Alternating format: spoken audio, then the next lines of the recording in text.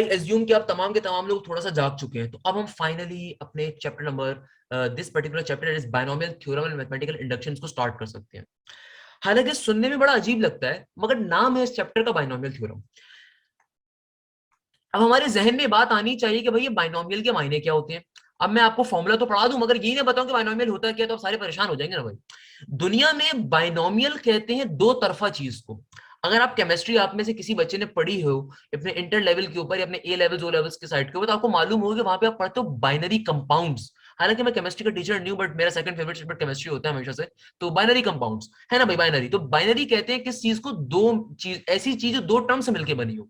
For example मैं आपके सामने एग्जाम्पल दे देता हूँ, 1+√3। आपको एग्जाम्पल दे देता हूँ P+Q। आपको एग्जाम्पल आपके सामने लिख देता हूँ, लेट सपोज अल्लाह भला करे क्या, 2 - का √3। तो भाई ये तमाम की तमाम चीज बाइनोमियल्स कहलाएंगी। क्यों बाइनोमियल्स कहलाएंगी? दो एलिमेंट से मिलकर बन रही है। तो ऐसी जो चीज दो एलिमेंट से मिलकर बनती है उसको हम क्या कहते हैं? बाइनोमियल कहते हैं मैथ्स के जमाने में। अच्छा सर, और कुछ बताइए। अब देखो हमारा क्या है, बाइनोमियल थ्योरम कहलाता है। अब इस बाइनोमियल थ्योरम को थोड़े अरसे के लिए लेट सपोज अपनी साइड पे कर दो। मैं आपके सामने एक बड़ी मजे की चीज लिखता हूं। मैं आपके सामने एक बाइनोमियल टर्म लिखता हूँ, A+B। और स्टार्टिंग में इसकी पावर कुछ भी नहीं है, 1 है।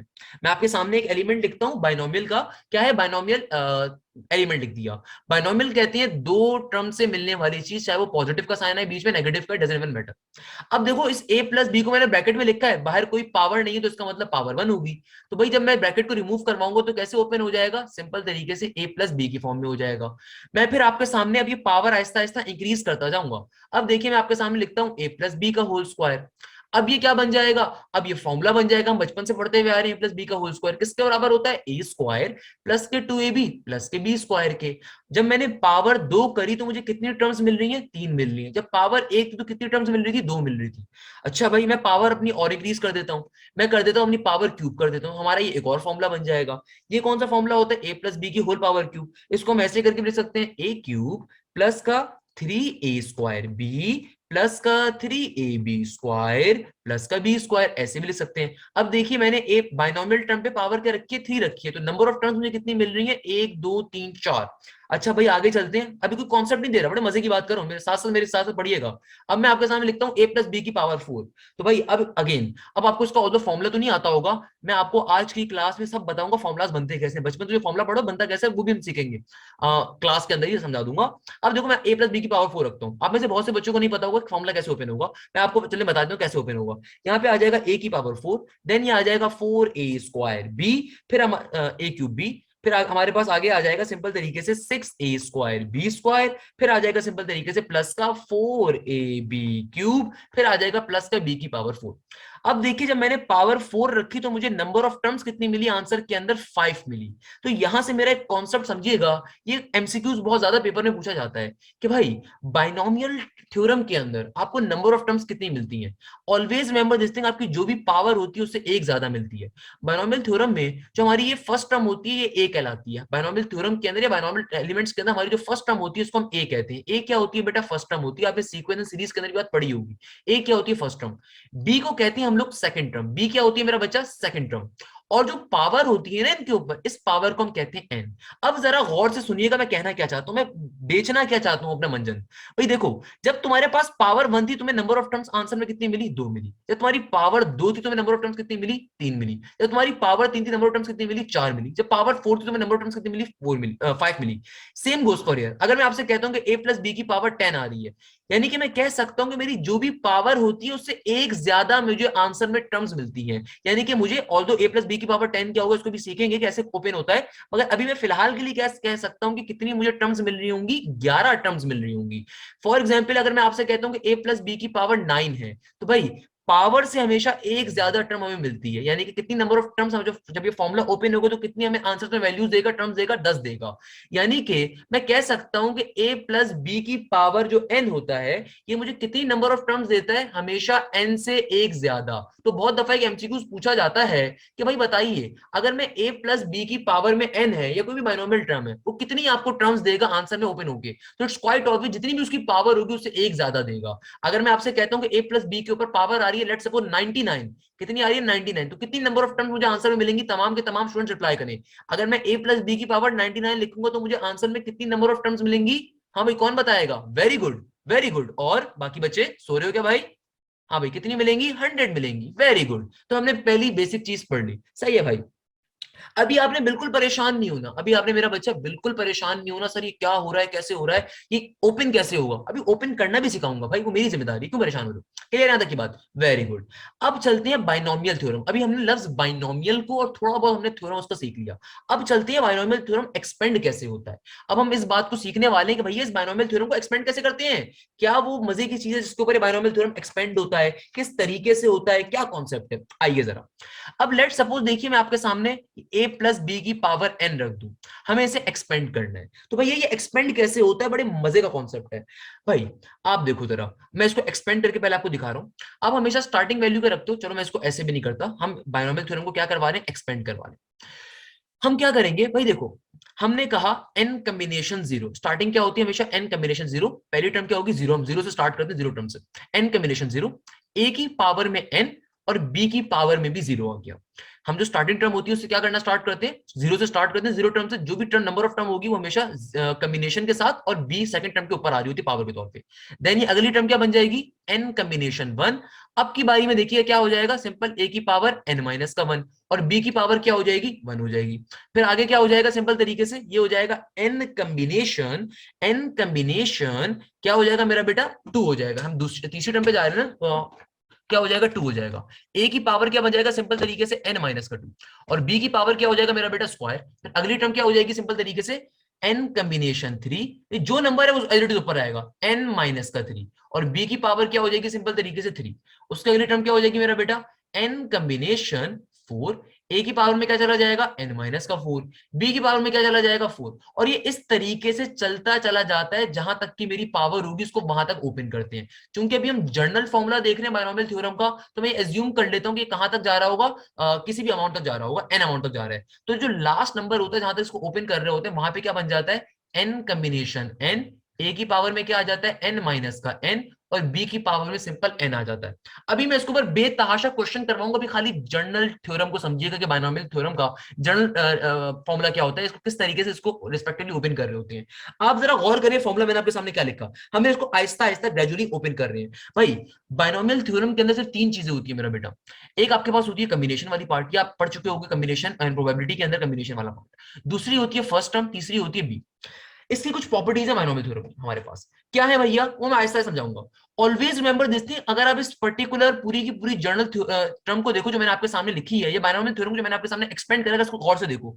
अब गौर करो, हर गुजरती टर्म के साथ जो ए का एक्सपोनेंट है वो कम होता जाता है, हर गुजरती टर्म के साथ जो ए का एक्सपोनेंट होता है वो डिक्रीज करता है एक टर्म के ऊपर। तो बेटा ये पहली प्रॉपर्टी होती है बाइनोमियल थ्योरम की, कि जो एक्सपोनेंट ऑफ ए होगा, यानी कि ए का एक्सपोनेंट होता है, ये डिक्रीज करता है हर गुजरती टर्म के साथ। कितना डिक्रीज करता है, एक टर्म के ऊपर। फॉर एग्जाम्पल देखो, जब मेरी फर्स्ट टर्म थी वहां पे ए की पावर क्या थी, एन, सेकंड टर्म पे क्या हो गया, ए की पावर एन माइनस वन, फिर क्या हो जाएगा एन माइनस टू, फिर क्या हो जाएगा एन माइनस थ्री, फिर क्या हो जाएगा एन माइनस फोर, और ये चलता जाएगा जहां तक मेरा एन खत्म ना हो जाए, जो लास्ट डिजिट होगा वहां पे एन माइनस एन हो जाता है। अगेन अभी इसके क्वेश्चन देखेंगे आपको और क्लियरली बात समझ में आएगी, खाली प्रॉपर्टी देखिए। तो भाई इस कहने का मकसद क्या है कि हमारी प्रॉपर्टी क्या होती है ए के लिए, कि जो ए की पावर होती है वो हर गुजरती टर्म के साथ अपने एक टर्म लूज करती जाती है, डिक्रीज करती जाती है।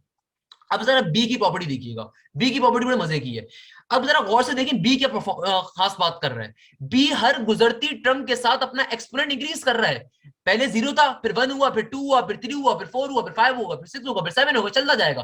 कहां तक चलता जाएगा, जितनी आपको बाइनोमियल टर्म के ऊपर पावर गिवन होती है उतना बी को एक्सपेंड करवाओगे। तो भाई बी की प्रॉपर्टी क्या होती है, कि जो बाइनोमियल थ्योरम के अंदर बी होता है, ये एक डिजिट हमेशा इंक्रीज करता है। इसका जो एक्सपोनेंट होता है क्या करता है, हमेशा एक डिजिट इंक्रीज करता है हर गुजरती टर्म के साथ। क्लियर है मेरा बेटा, क्लियर है मेरा बच्चा, आगे देख लेते हैं। और तीसरी प्रॉपर्टी जो कि मैं स्टार्टिंग में आपको क्लियर कर चुका हूं, कि टोटल नंबर ऑफ टर्म्स जो फाइंड होती है हमारी, जो कभी हमारी टोटल नंबर, जब कभी हमारी टोटल नंबर ऑफ टर्म्स आती है इस बाइनोमियल थ्योरम को एक्सपेंड करवा के, वो हमेशा पावर से एक ज्यादा होती है। तो ये तीनों प्रॉपर्टीज बेटा बिलियन डॉलर्स की हैं। अभी इसमें क्वेश्चन देखेंगे, बिल्कुल परेशान नहीं होना, पहले लेकिन सिंपल प्रॉपर्टीज को देखो। पहली प्रॉपर्टी क्या बताई, कि जैसे जैसे बाइनोमियल थ्योरम एक्सपेंड करवाओगे, हर गुजरती टर्म के साथ ए की पावर एक कम होती जाती है। और बी की प्रॉपर्टी क्या होती है, कि हर गुजरती टर्म के साथ बी की पावर इंक्रीज करती है। और जो नंबर ऑफ टर्म्स तुम्हें आंसर में मिलती है, ये हमेशा एन से एक ज्यादा होती है, उसको भी सीखा। अब जरा बाइनोमियल थ्योरम को डिफरेंट एग्जांपल्स में समझते हैं, जो एग्जांपल पे क्वेश्चन आएगा हमारे पास। फॉर एग्जांपल बात को बहुत आसान जबान में समझेंगे भाई। ए प्लस बी की पावर स्क्वायर, ए प्लस बी की पावर क्या आ गया, स्क्वायर। मैं कहता हूं भैया इसको बायनोमियल थ्योरम पे ओपन करना है, मुझे मालूम है ए प्लस बी का भाई फॉर्मूला सबको आता है, मुझे भी आता है फॉर्मूला, फॉर्मूला यूज करना, हमें इसको ओपन करना है, फॉर्मूला बनता कैसे है।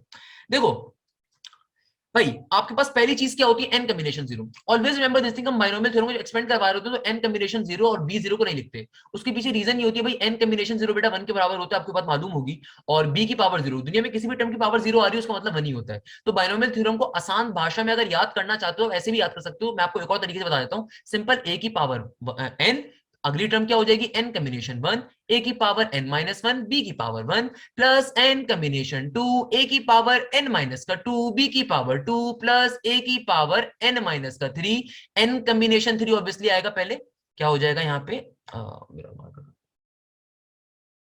क्या हो जाएगा, एक साथ ओपन हो रहा है ना, क्या हो जाएगा मेरा बेटा एन कॉम्बिनेशन थ्री, ए की power N minus three, B की power three, and it goes on till last में सिर्फ बी की पावर एन लिखा जाता है। तो बायनोमियल थ्योरम को आसान भाषा में लिखने का तरीका ये ज्यादा आसान होता है, क्यों, क्योंकि भाई देखो एन कॉम्बिनेशन जीरो, आपने अगर मैथ्स में पढ़ी होगी बात, आपको आपके सर ने बिल्कुल बताई होगी कि भाई एन कॉम्बिनेशन जीरो वन के बराबर होता है, लिखो लिखो फर्क नहीं पड़ता, और बी की पावर जीरो भाई पहली टर्म होती है हमेशा, तो जाहिर सी बात है बी की पावर जीरो, दुनिया में किसी भी टर्म की पावर जीरो उसका मतलब वन होता है, same goes for here, N combination N, कभी भी अगर आपका एन और आर सेम आ जाए तो बेटा उसका आंसर भी कॉम्बिनेशन में वन ही होता है, और एन माइनस एन भी क्या हो जाएगा, सिंपल वन ही हो जाएगा। तो बायनोमियल थ्योरम को लिखने का आसान तरीका क्या होता है, इसको इस फॉर्म में एक्सपेंड करवा दिया करें। ये वाली बात जो मैंने आपको बताई थी समझाने के लिए बताई थी कि फॉर्मूला ऐसे ओरिजिनली ओपन होता है, तो आप आसान भाषा में जब इसका फॉर्मूला अपने जहन में बिठाओगे, कैसे बिठाओगे कि भाई देखो ए से बात स्टार्ट कर रहे हैं और अगली दफा से मेरे पास कॉम्बिनेशन और बी आना स्टार्ट होता है, तो ए की पावर एन से स्टार्ट होगा और उसके अगली बारी में कॉम्बिनेशन और बी आएगा। देखो मैं इतनी बारी फॉर्मूला भी आपको खुलवाऊंगा, आपको वैसे ही याद हो जाएगा। अब जरा इस एग्जांपल के ऊपर आ जाओ, मैंने आपको क्या एग्जांपल दी, ए प्लस बी की पावर स्क्वायर, कैसे ओपन करोगे, अब फॉर्मूला कोशिश करोगे फॉर्मूले की तरफ आंख बंद कर दो, इधर देखो इसको ओपन कैसे करना है, ए प्लस बी का स्क्वायर है ना, मैंने क्या कहा फर्स्ट टर्म के ऊपर सबसे पहले पावर आती है, तो फर्स्ट टर्म पे पावर क्या आ जाएगी, स्क्वायर आ जाएगी, प्लस का सिंबल।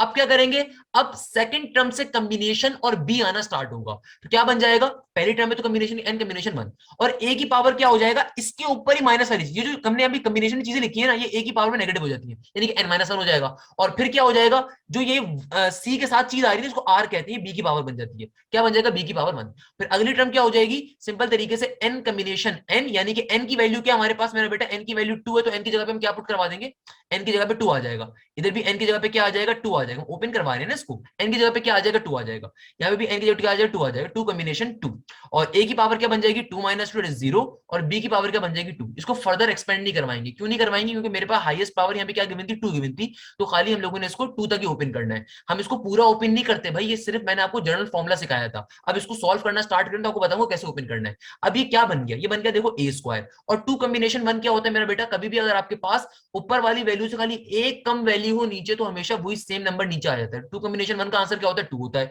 यहाँ पे क्या हो जाएगा, सिंपल टू में से एक गया एक, और बी का पावर वन वन, और यहाँ पे टू कॉम्बिनेशन टू वन के बराबर, और बी का स्क्वायर सिंपल बी का स्क्वायर। तो बेटा गौर से देखिए कि यही फॉर्मूला आज तक बचपन से लेके आज तक पढ़ते हुए आए हो, ए प्लस बी के होल स्क्वायर का, क्या आपको ये बात मालूम है फॉर्मूला ओपन कैसे होता है, ये फॉर्मूला बनता कैसे, बायनोमियल थ्योरम पे बनता है फॉर्मूला। लेट सपोज देखो किसी को मेरी बात समझ में नहीं आई तो बिल्कुल कोई मसले की बात नहीं, एक और क्वेश्चन देखेंगे, भाई क्यों परेशान हो तुम, मैं कहता हूं ए प्लस बी की पावर क्यूब, इसको ओपन करना है, कैसे ओपन करेंगे, मैंने क्या कहा, पहली वाली टर्म में सिंपल तरीके, जो फर्स्ट टर्म है ना उसके ऊपर एज इट इज पावर आती है, क्या बन जाएगा, ए का क्यूब, अगली टर्म से पावर एक एक कम होना स्टार्ट हो जाती है, और बी पे पावर इंक्रीज होना स्टार्ट होती है, बेटा ये प्रॉपर्टी बड़ी इंपॉर्टेंट है, ए की पावर अगली टर्म से क्या हो जाएगी, डिक्रीज होना, और बी की पावर क्या हो जाएगी, इंक्रीज होना, और क्या बन जाएगा, अब देखो हाईएस्ट मेरी पावर क्या आ रही है, बायनोमियल थ्योरम की थ्री, कैसे ओपन करूंगा, थ्री कॉम्बिनेशन, पहली टर्म है ना कॉम्बिनेशन की one, three combination one, A की पावर क्या होती है, कम होती है हर अगली टर्म से, तो थ्री माइनस का वन, और बी की पावर क्या आ जाएगी मेरा बेटा, वन आ जाएगी, पहली टर्म में बी की, आगे क्या हो जाएगा, आगे हो जाएगा सिंपल तरीके से मेरा बच्चा थ्री कॉम्बिनेशन टू, उसके आगे क्या हो जाएगा, ए की पावर एक और कम कर दूंगा तो क्या बन जाएगी, थ्री माइनस का टू, बी की पावर दूसरी है ना, ये दूसरी आ जाएगी यहाँ पे, फिर क्या हो जाएगा मेरा बेटा, आगे बढ़ेंगे, फिर आगे हो जाएगा सिंपल तरीके थ्री कॉम्बिनेशन थ्री, फिर क्या बन जाएगा मेरा बेटा, ये बन जाएगा ए की पावर क्या हो जाएगी, सिंपल तरीके से तीन में से तीन चला गया, और बी की पावर क्या बन जाएगी, सिंपल हमारे पास ये बन जाएगी थ्री बन जाएगी भैया।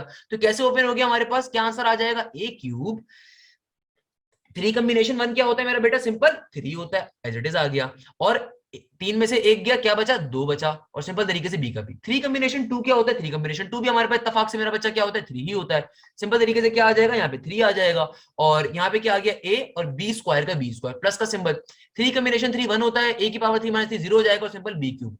इस तरीके से आपने इस बायनोमियल थ्योरम को करवा दिया एक्सपेंड। अब तीनों प्रॉपर्टीज चेक कर लेते हैं भैया, क्या हर गुजरती टर्म के साथ ए की पावर डिक्रीज हो रही है? बिल्कुल, देखो भैया, पहले ए की पावर क्यूब थी, फिर स्क्वायर हुई, फिर 1 हुई, और फिर फाइनली ए की पावर 0, यानी कि ए की पावर 0 का मतलब 1। और फिर यहाँ पे देखो, हर गुजरती टर्म के साथ बी की पावर इंक्रीज हो रही है, यहाँ पे बी की पावर 0 थी यानी कि 1 थी, यहाँ पे क्या हुई? 1 हुई, यहाँ पे क्या हुई? 2, यहाँ पे क्या हुई? 3 हुई। और फिर सिंपल तरीके से आपका टोटल नंबर ऑफ टर्म्स, देखो आपकी पावर क्या थी? आपकी पावर क्यूब थी, तो नंबर ऑफ टर्म जो आपको आंसर में मिली कितनी मिली? पहली, दूसरी, तीसरी, चौथी, 4 मिली। हमेशा पावर से एक ज्यादा नंबर ऑफ टर्म्स मिलती हैं। तमाम के तमाम स्टूडेंट जल्दी से मुझे बताएंगे बेटा इस चीज को आप समझ पाते हैं? अब देखो, अब मैं आपसे कहता हूं for example A plus B की पावर 5 पे काम करना है, मैं आपसे क्या कहता हूं? ए प्लस बी की पावर 5 पे काम करना है भाई, इसको एक्सपेंड करवाना है। अब मैंने फॉर्मुला सब मिटा दी, मैं आपसे कहता हूं क्या करवाना है भाई? ए प्लस बी की पावर 5 कैसे एक्सपेंड करवाओगे? अब देखो दो चीजें, क्या कहा भाई? पहली, बायनोमियल थ्योरम एक्सपेंड कैसे होता है? जो भी फर्स्ट टर्म होगी उसके ऊपर एज इट इज पावर लिख दोगे, सही है ना? उसके बाद नेक्स्ट टर्म से कॉम्बिनेशन और बी आना स्टार्ट होता है। ये छोटी सी शॉर्टकट हमें ध्यान रखनी है। अब क्या हो जाएगा? आपके पास n की वैल्यू क्या आ रही है? 5, तो यहाँ पे n की जगह पे क्या आ जाएगा? सिंपली 5 आ जाएगा। कॉम्बिनेशन 1 पहली टर्म है।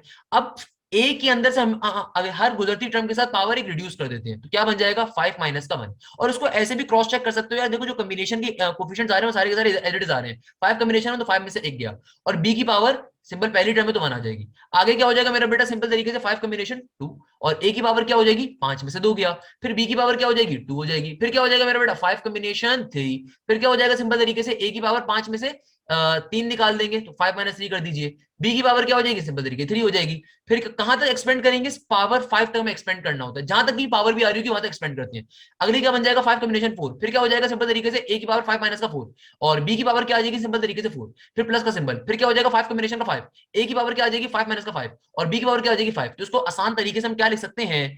वी कैन से कि a की पावर 5 प्लस आगे क्या हो जाएगा मेरा बेटा? 5 कॉम्बिनेशन 1 5 एंड a की पावर 4, b का b एज इट इज, सही है भाई। फिर आगे क्या हो जाएगा हमारे पास? सिंपल तरीके तमाम स्टूडेंट्स अप्लाई करेंगे, जल्दी जल्दी मुझे बताइए। 5 कॉम्बिनेशन 2 क्या हो जाएगा मेरा बच्चा? सिंपल तरीके से 10 हो जाएगा।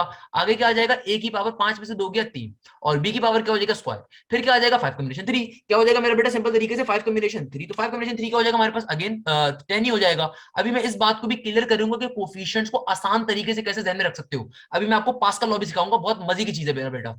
क्या हो जाएगा आपके पास? ए की वैल्यू क्या बन गई हमारे पास? 2, ए की वैल्यू, सॉरी, ए की वैल्यू क्या आ गई हमारे पास? 5 में 3 गए, ऑब्वियसली 2 आ गई, एंड बी की वैल्यू क्या आ जाएगी? सिंपली क्यूब हो गया। आगे क्या हो जाएगा? 5 कॉम्बिनेशन 4, 5 में से खाली निचला नंबर 1 कम है तो सिंपल 5 ही आ जाएगा। क्या हो जाएगा मेरा बेटा? ए की पावर 1 और बी की पावर क्या हो जाएगी? 4, और उसके आगे क्या हो जाएगा? 1 1 और सिंपल बी की पावर 5। चेक कर लीजिए, तीनों प्रॉपर्टीज प्रूफ कर रहा होगा। ए की पावर हर गुजरती टर्म के साथ रिड्यूस हो रही है, ए की पावर हर गुजरती टर्म के साथ रिड्यूस हो रही है, और बी की पावर हर गुजरती टर्म के साथ इंक्रीज हो रही है। और जो आपकी बाइनोमियल थ्योरम में पावर गिवन थी उससे एक ज्यादा नंबर ऑफ टर्म हमेशा मिलती है। बेटा अगर इतनी बार एक बात को रिपीट करूं इसका मतलब एमसीक्यूज बहुत ज्यादा इंपॉर्टेंट है आपके लिए। तो क्या कहा? नंबर ऑफ टर्म्स कितनी मुझे मिल गई? 6 मिल रही होंगी। गिन लीजिए, आपको यकीन नहीं होता गिन लीजिए मेरा बच्चा, कितनी मिल रही है? 6 मिल रही है, सिंपल सी बात हो गई भाई। अब मैं आपको इसी बात से एक और मजे का एमसीक्यूज बताऊंगा भाई। यहां तक की बात अगर सबको क्लियर है ना, एक मजे का एमसीक्यूज देखते हैं। मजे का एमसीक्यूज हमसे कहा जाता है बहुत दफा पेपर के अंदर, भाई बताओ ऑड कोफिशिएंट्स की वैल्यू क्या होगी बायनोमियल थ्योरम में, या इवन कोफिशिएंट्स की वैल्यूज। देखो हमारे पास जो बेसिकली कोफिशिएंट क्या होता है, आप में से आई होप कि बहुत से बच्चों को पता होगा, मगर स्टिल मैं हमेशा अपने बेसिक लेवल से पढ़ाना स्टार्ट करता हूं। कोफिशिएंट कहते हैं वेरिएबल के साथ लिखे गए नंबर को। दुनिया में कोफिशिएंट के मायने क्या होते हैं? वेरिएबल के साथ लिखे गए नंबर को। यानी कि मेरे पास फॉर एग्जांपल ए क्या मेरा मेरा वेरिएबल है ना, इसके साथ जो नंबर लिखा है वो मेरा कोफिशिएंट कहलाता है। यानी कि 1 क्या होगा? मेरा कोफिशिएंट है। यहाँ पे देखिए मेरे पास जो ए की पावर 4 बी है, ये मेरा वेरिएबल, इसका जो नंबर लिखा होगा मेरा क्या कहलाएगा? कोफिशिएंट कहलाएगा। यहाँ पे 10 कहलाएगा, यहाँ पे 10 कहलाएगा, 5 कहलाएगा, 1 कहलाएगा। क्लियर है मेरा बच्चा? अब अगर मैं आपसे कहता हूं कि ये जो मैंने एक्सपेंशन, इसी एग्जांपल को देखो, अगली एग्जांपल नहीं करवाता, इसी को देखो ना मेरा बच्चा। अगर मैं आपसे सामने लिखता हूं इवन कोफिशिएंट्स, अगर मैं आपके सामने लिखता हूं कि बताओ जरा इवन कोफिशिएंट्स क्या क्या होंगे, तो सबसे पहले तो आपको पता होना चाहिए भैया मैं क्या कहना चाह रहा हूं। इवन कोफिशिएंट का मतलब कि जो हमारा आंसर आया है इसमें कितनी इवन टर्म्स आई हैं। भाई देखो, ये पहली टर्म है, ये दूसरी टर्म है, ये तीसरी टर्म है, ये चौथी टर्म है, ये पांचवी टर्म है, ये छठी टर्म है। अगर मैं आपसे कहता हूं कि सम ऑफ इवन कोफिशिएंट्स हमारा क्या आ रहा है, एक मजे की चीज देखेंगे, जादू देखेंगे भी, जादू। अगर मैंने आपके सामने सिंपल तरीके से 6 वैल्यूज लिख दी, ये जो हमारे पास आंसर आया, कितनी टर्म्स आ रही है? 6 टर्म्स आ रही है ना। मैं आपसे कहता हूं कि बताओ सम ऑफ इवन कोफिशिएंट्स, यानी कि यहाँ पे जो भी इवन टर्म्स आ रही है उनके कोफिशिएंट का सम। तो भाई देखो, ये दूसरी वाली टर्म, ये चौथी वाली टर्म और ये छठी वाली टर्म, ये हमारी क्या है, इवन टर्म्स हैं, तो इनका कोफिशिएंट का सम करना है। तो भैया देखो दूसरी वाली टर्म का कोफिशिएंट क्या आ रहा है, 5 आ रहा है, चौथी वाली का क्या आ रहा है, 10 आ रहा है, और फिर छठी टर्म जो कि इवेंट टर्म है, छठी इवेंट टर्म होगी, इसका कोफिशिएंट क्या बने, तो इन सबका सम कर दीजिए, क्या बन गया, 16 बन गया। यानी कि हमारे पास इस क्वेश्चन के अंदर इवन कोफिशिएंट्स की सम की वैल्यू क्या आ गई, 16। अब मैं आपसे कहता हूं कि बेटा इसी क्वेश्चन के अंदर जरा मुझे बताइए ऑड कोफिशिएंट्स का सम, क्या बताइए मेरा बेटा, ऑड कोफिशिएंट्स का सम। तो ऑड कोफिशिएंट्स हम कैसे निकालोगे, भाई देखो ऑड कोफिशिएंट कौन कौन से हैं, एक ये वाला होगा, मैं कलर चेंज कर लेता हूं ताकि आपको और इजीली हो जाए हमारे पास, अल्लाह भला करे। ऑड कोफिशिएंट कौन कौन से होंगे, और ऑड कोफिशिएंट एक ये वाला होगा, एक ये वाला होगा, एक ये वाला होगा, क्लियर है मेरा बच्चा। तो अगर मुझे इनका सम करना है तो गौर से देखिएगा कौन कौन सी ऑड टर्म्स आ रही है, 1, फिर क्या आ रही है 10, फिर क्या आ रही है 5, तो कितनी हो गई मेरा बच्चा, ये भी 1 + 10 + 5 कितनी हो गई, 16 हो गई। ऑलवेज रिमेंबर दिस थिंग कि बाइनोमियल थ्योरम के अंदर जो सम ऑफ इवन कोफिशिएंट होता है हमेशा वही सम ऑफ ऑड कोफिशिएंट के बराबर होता है। यानी कि sum of even coefficients and sum of odd coefficients in a binomial theorem always equal.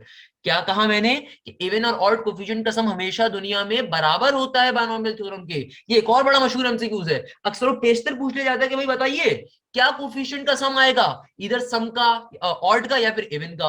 और बहुत दफा पूछ लेते हैं कि भाई बताओ सम ऑफ इवन कोफिशिएंट किसके बराबर होगा, हमेशा याद रखिएगा ऑड के बराबर होता है। और वैल्यू क्या होती है, इनका जनरल फॉर्मूला क्या होता है सम ऑफ ऑड या इवन कोफिशिएंट को फाइंड करने का, ये होता है 2n-1, 2n-1। यानी कि अगर आपको एक सिंपल सा क्वेश्चन दे दिया जाए, इसी क्वेश्चन को देखते हैं, a + b⁵, अगर आपको सिंपल तरीके से, अगर आपको क्या दे दिया जाए, a + b⁵, आपको अगर सिंपल तरीके से एक बाइनोमियल टर्म दे दी जाए, आपसे कहा जाए कि बताओ इसके सम ऑफ इवन कोफिशिएंट्स क्या होंगे, आपके पास सिंपल ही एमसीक्यूज आ रहा है, भाई इसके लिए इतना बड़ा काम थोड़ी करोगे एमसीक्यूज पर खोलने का, ये तो मैं आपको एक्सपेंड करना सिखा रहा हूँ, बहुत दफा एक्सपेंड करने के लिए भी आ जाता है। अगर आपको सिंपल आपको सम क्या इवन या ऑड कोफिशिएंट मांगा है तो क्या करोगे, इस फॉर्मूले को यूज करोगे, 2 का 2 एज इट इज, n क्या होता है भाई, n हमारी पावर होती है, तो क्या बन जाएगा 5 - 1, 5 में से 1 गया तो क्या आ जाएगा 4, और 2 की पावर 4 क्या होती है मेरा बेटा, 16 के बराबर होती है। आप चेक कर लीजिए हमारा आंसर यहां से भी सही आ रहा है, सम ऑफ इवन कोफिशिएंट्स या ऑड कोफिशिएंट्स का। पहली बात मैंने ये कर दी। दूसरी बात जो बहुत से बच्चों को आप में से मसला कर सकती है, मैं उसके ऊपर आ जाता हूँ। मुझे पता है आप इनको बच्चे क्वेश्चन मुझसे पूछ रहे हैं, मैं बिल्कुल उसको रिप्लाई करूंगा मेरा बेटा।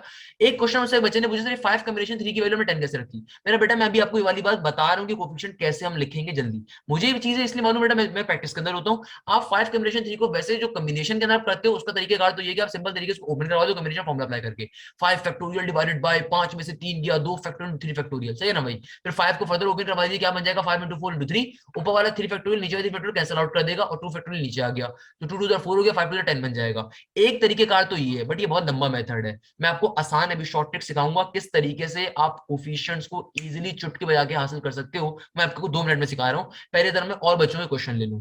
मेरे पास एक क्वेश्चन ये आया कि सर क्या आप इस क्वेश्चन को दोबारा रिपीट कर देंगे, बिल्कुल कर दूंगा मेरा बेटा, कोई मसले की बात नहीं है। देखो मुझसे क्वेश्चन कह रहा है a + b⁵, इसको एक्सपेंड करवाना है। कैसे एक्सपेंड करवाओगे मेरा बच्चा, आप बाइनोमियल थ्योरम के ऊपर एक्सपेंड करवाओगे। बाइनोमियल थ्योरम का कहता है कि फर्स्ट टर्म की पावर एडिटिव लिखो, आप सही है लिख दी भाई। फिर क्या कहता है, हर गुजरती टर्म के साथ पावर आपकी एक डिक्रीज होती जाएगी ए की, और बी और कॉम्बिनेशन में एक पावर इजाफा, एक टर्म का इजाफा होता जाता है। पहले क्या बन जाएगा 5 कॉम्बिनेशन 1, ए की पावर एक कम हो जाएगी 5 - 1, फिर क्या हो जाएगा बी की पावर, फिर क्या हो जाएगा 5 कॉम्बिनेशन 2 अगले टर्म के लिए 5 - 2, और बी की पावर क्या हो जाएगी एक इजाफा, फिर क्या हो जाएगा 5 कॉम्बिनेशन 3 और सेम ए की पावर 5 - 3 और बी की पावर क्या हो जाएगी 3। जो नंबर यहां चल रहा होता है वो यहां पे आता है, वो यहां पे आता है। फिर क्या हो जाएगा 5 कॉम्बिनेशन 4, ए की पावर 5 - 4, बी की पावर क्या हो जाएगा 4। फिर क्या हो जाएगा लास्ट वाला डिजिट क्या होता है, सिंपल बी की पावर 5, पर आपकी आसानी के लिए मैंने लास्ट भी करवा के दिखा दिया, 5 कॉम्बिनेशन 5, ए की पावर 5, बी की पावर 5। यानी कि आप उस वक्त तक बाइनोमियल थ्योरम को एक्सपेंड करते हो जब तक कि आपकी फाइनली पावर अचीव नहीं हो जाती तमाम टर्म्स के ऊपर, यानी कि फाइनली आपकी जो पावर अगर 5 है तो वहां तक के तमाम टर्म्स से 5 ना आ जाए।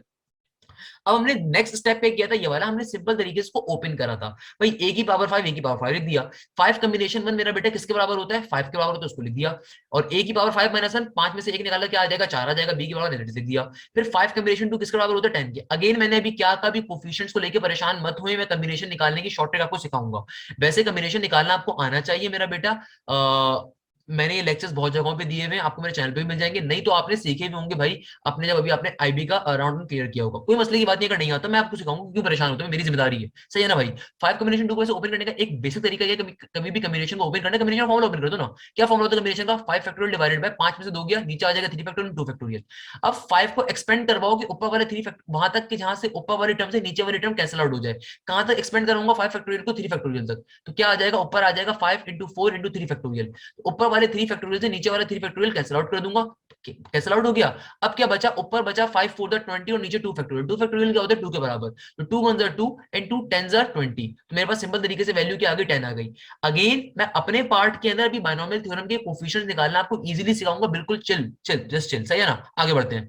यहाँ पे क्या हो गया? a की पावर 5 माइनस 2, 5 में से 2 के तो क्या आ जाएगा? 3 आ जाएगा। b का स्क्वायर एज इट इज का एज इट इज। फिर 5 कॉम्बिनेशन 3 भी किसके बराबर होता है? 10 के बराबर होता है। 5 में से 3 का क्या आ गया? 2 आ गया, b का क्यूब एज इट इज। और फिर आगे क्या आ रहा था? 5 कॉम्बिनेशन 4। मेरा बेटा कभी भी कॉम्बिनेशन के अंदर ऊपर वाली टर्म और नीचे वाली टर्म में सिर्फ एक का अगर डिफरेंस होता है तो हमेशा ऊपर वाली टर्म एज इट इज एक बार लिखी जाती है। ये बेसिक शॉर्ट ट्रिक्स होती है कॉम्बिनेशन की। 5 कॉम्बिनेशन 4 क्या हो जाएगा? सिंपल 5 हो जाएगा। a में से 5 में से 4 निकालो तो क्या आ जाएगा? a की पावर 1 और b की पावर 4 एज इट इज का एज इट इज। फिर क्या बचा? 5 कॉम्बिनेशन 5। मेरा बेटा कभी भी n और r आपके पास बराबर आ जाए तो सिंपल आप कॉम्बिनेशन वहां पे 1 लिखते हो, आपके पास सिंपल 1 बचता है। यानी कि कभी भी अगर आपका n कॉम्बिनेशन n आ जाता है तो वहां पे सिंपल 1 लिखते हैं। अगेन अभी कॉम्बिनेशन की कुछ प्रॉपर्टीज आपको सिखाऊंगा, बिल्कुल परेशान नहीं होना। a की पावर क्या आ जाएगा? 5 में से 5 गया, a की पावर 0, तो a की पावर दुनिया में किसी भी टर्म की पावर 0 वहां पे 1 हो जाता है, तो इसलिए इस चीज को लिखने की जरूरत ही नहीं, सिंपल b की पावर 5 आ गया। तो हमारे पास ये इसका आंसर आ रहा था। और फिर मैंने आपको क्या चीज सिखाई? मैंने आपको फिर sum of even coefficient and odd coefficient निकालना सिखाया।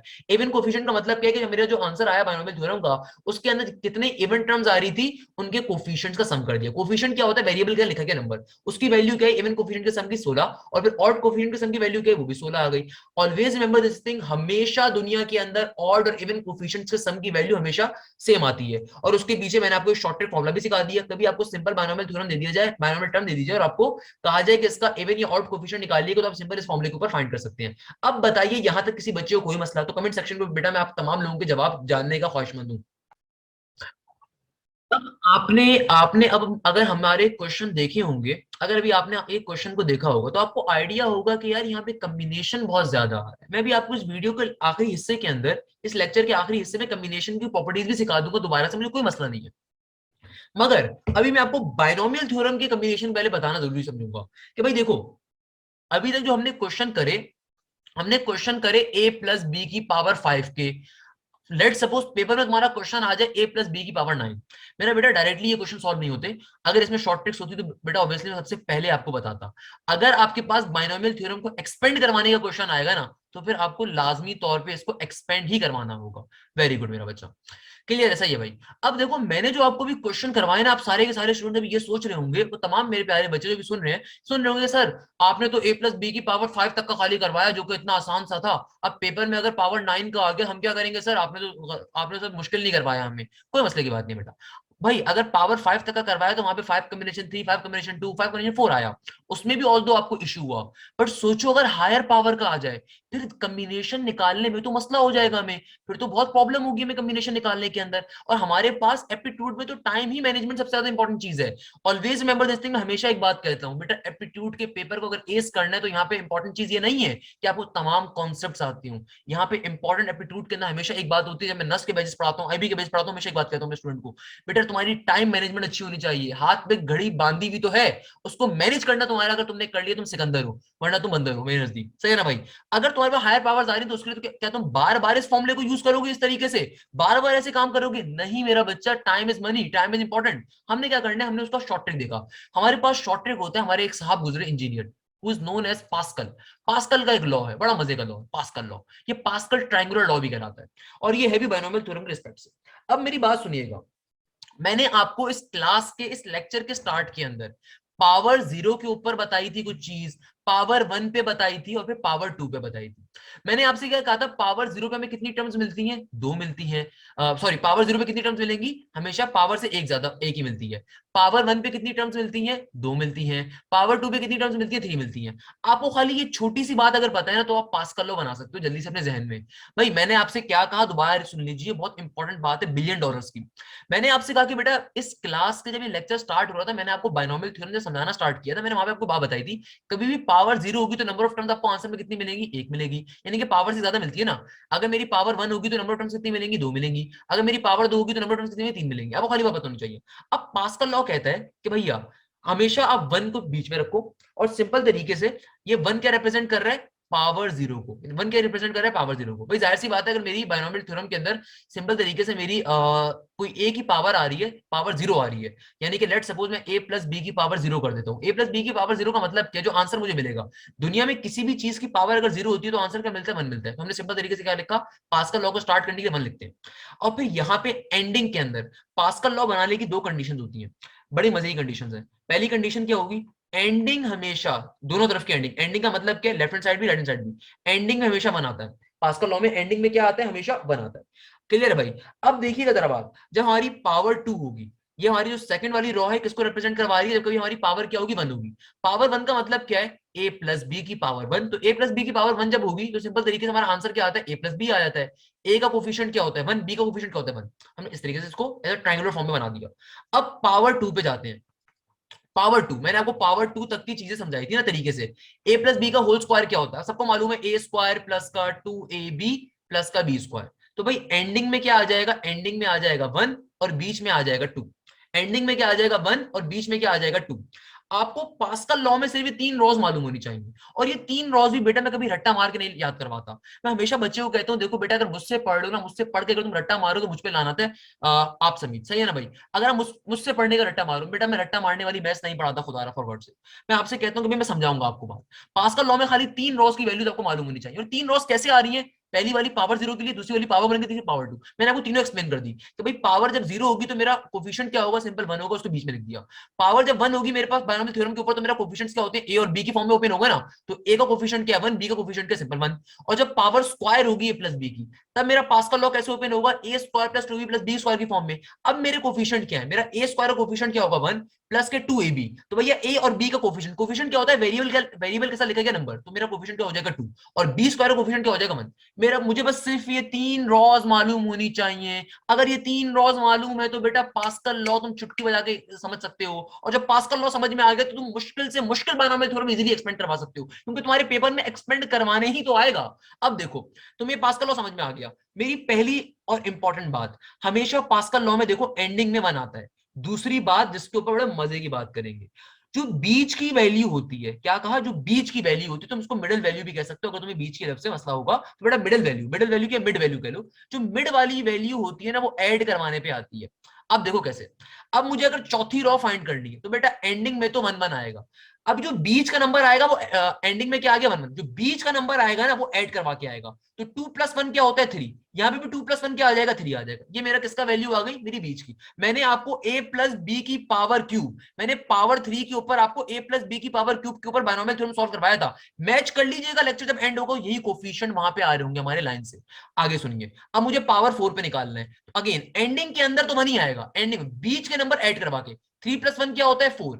और 3 + 3 क्या हो जाएगा, 6। 3 + 1 क्या हो जाएगा, अगेन 4। अगली रॉ फाइंड करनी है पावर, ये पावर 4 के लिए काम कर लिया। अगला किसके लिए कर लेंगे, पावर 5 के लिए कर लेंगे। तो बेटा एंडिंग में देखो 1 ही आएगा। एंडिंग में तो बेटा तुम्हारा 1 ही आएगा मेरा बच्चा, एंडिंग में 1 ही आ जाएगा। बीच का नंबर ऐड करवा के, 4 और 1 5, 6 और 4 10, 6 और 4 10। क्लियर है भाई। और मैं यहां से तुम्हें एक मजे की बात बता सकता हूं, तुम कभी भी एंडिंग से अपना सम निकालो या राइट हैंड साइड से, हमेशा तुम्हारी वैल्यू सेम आ रही होंगी।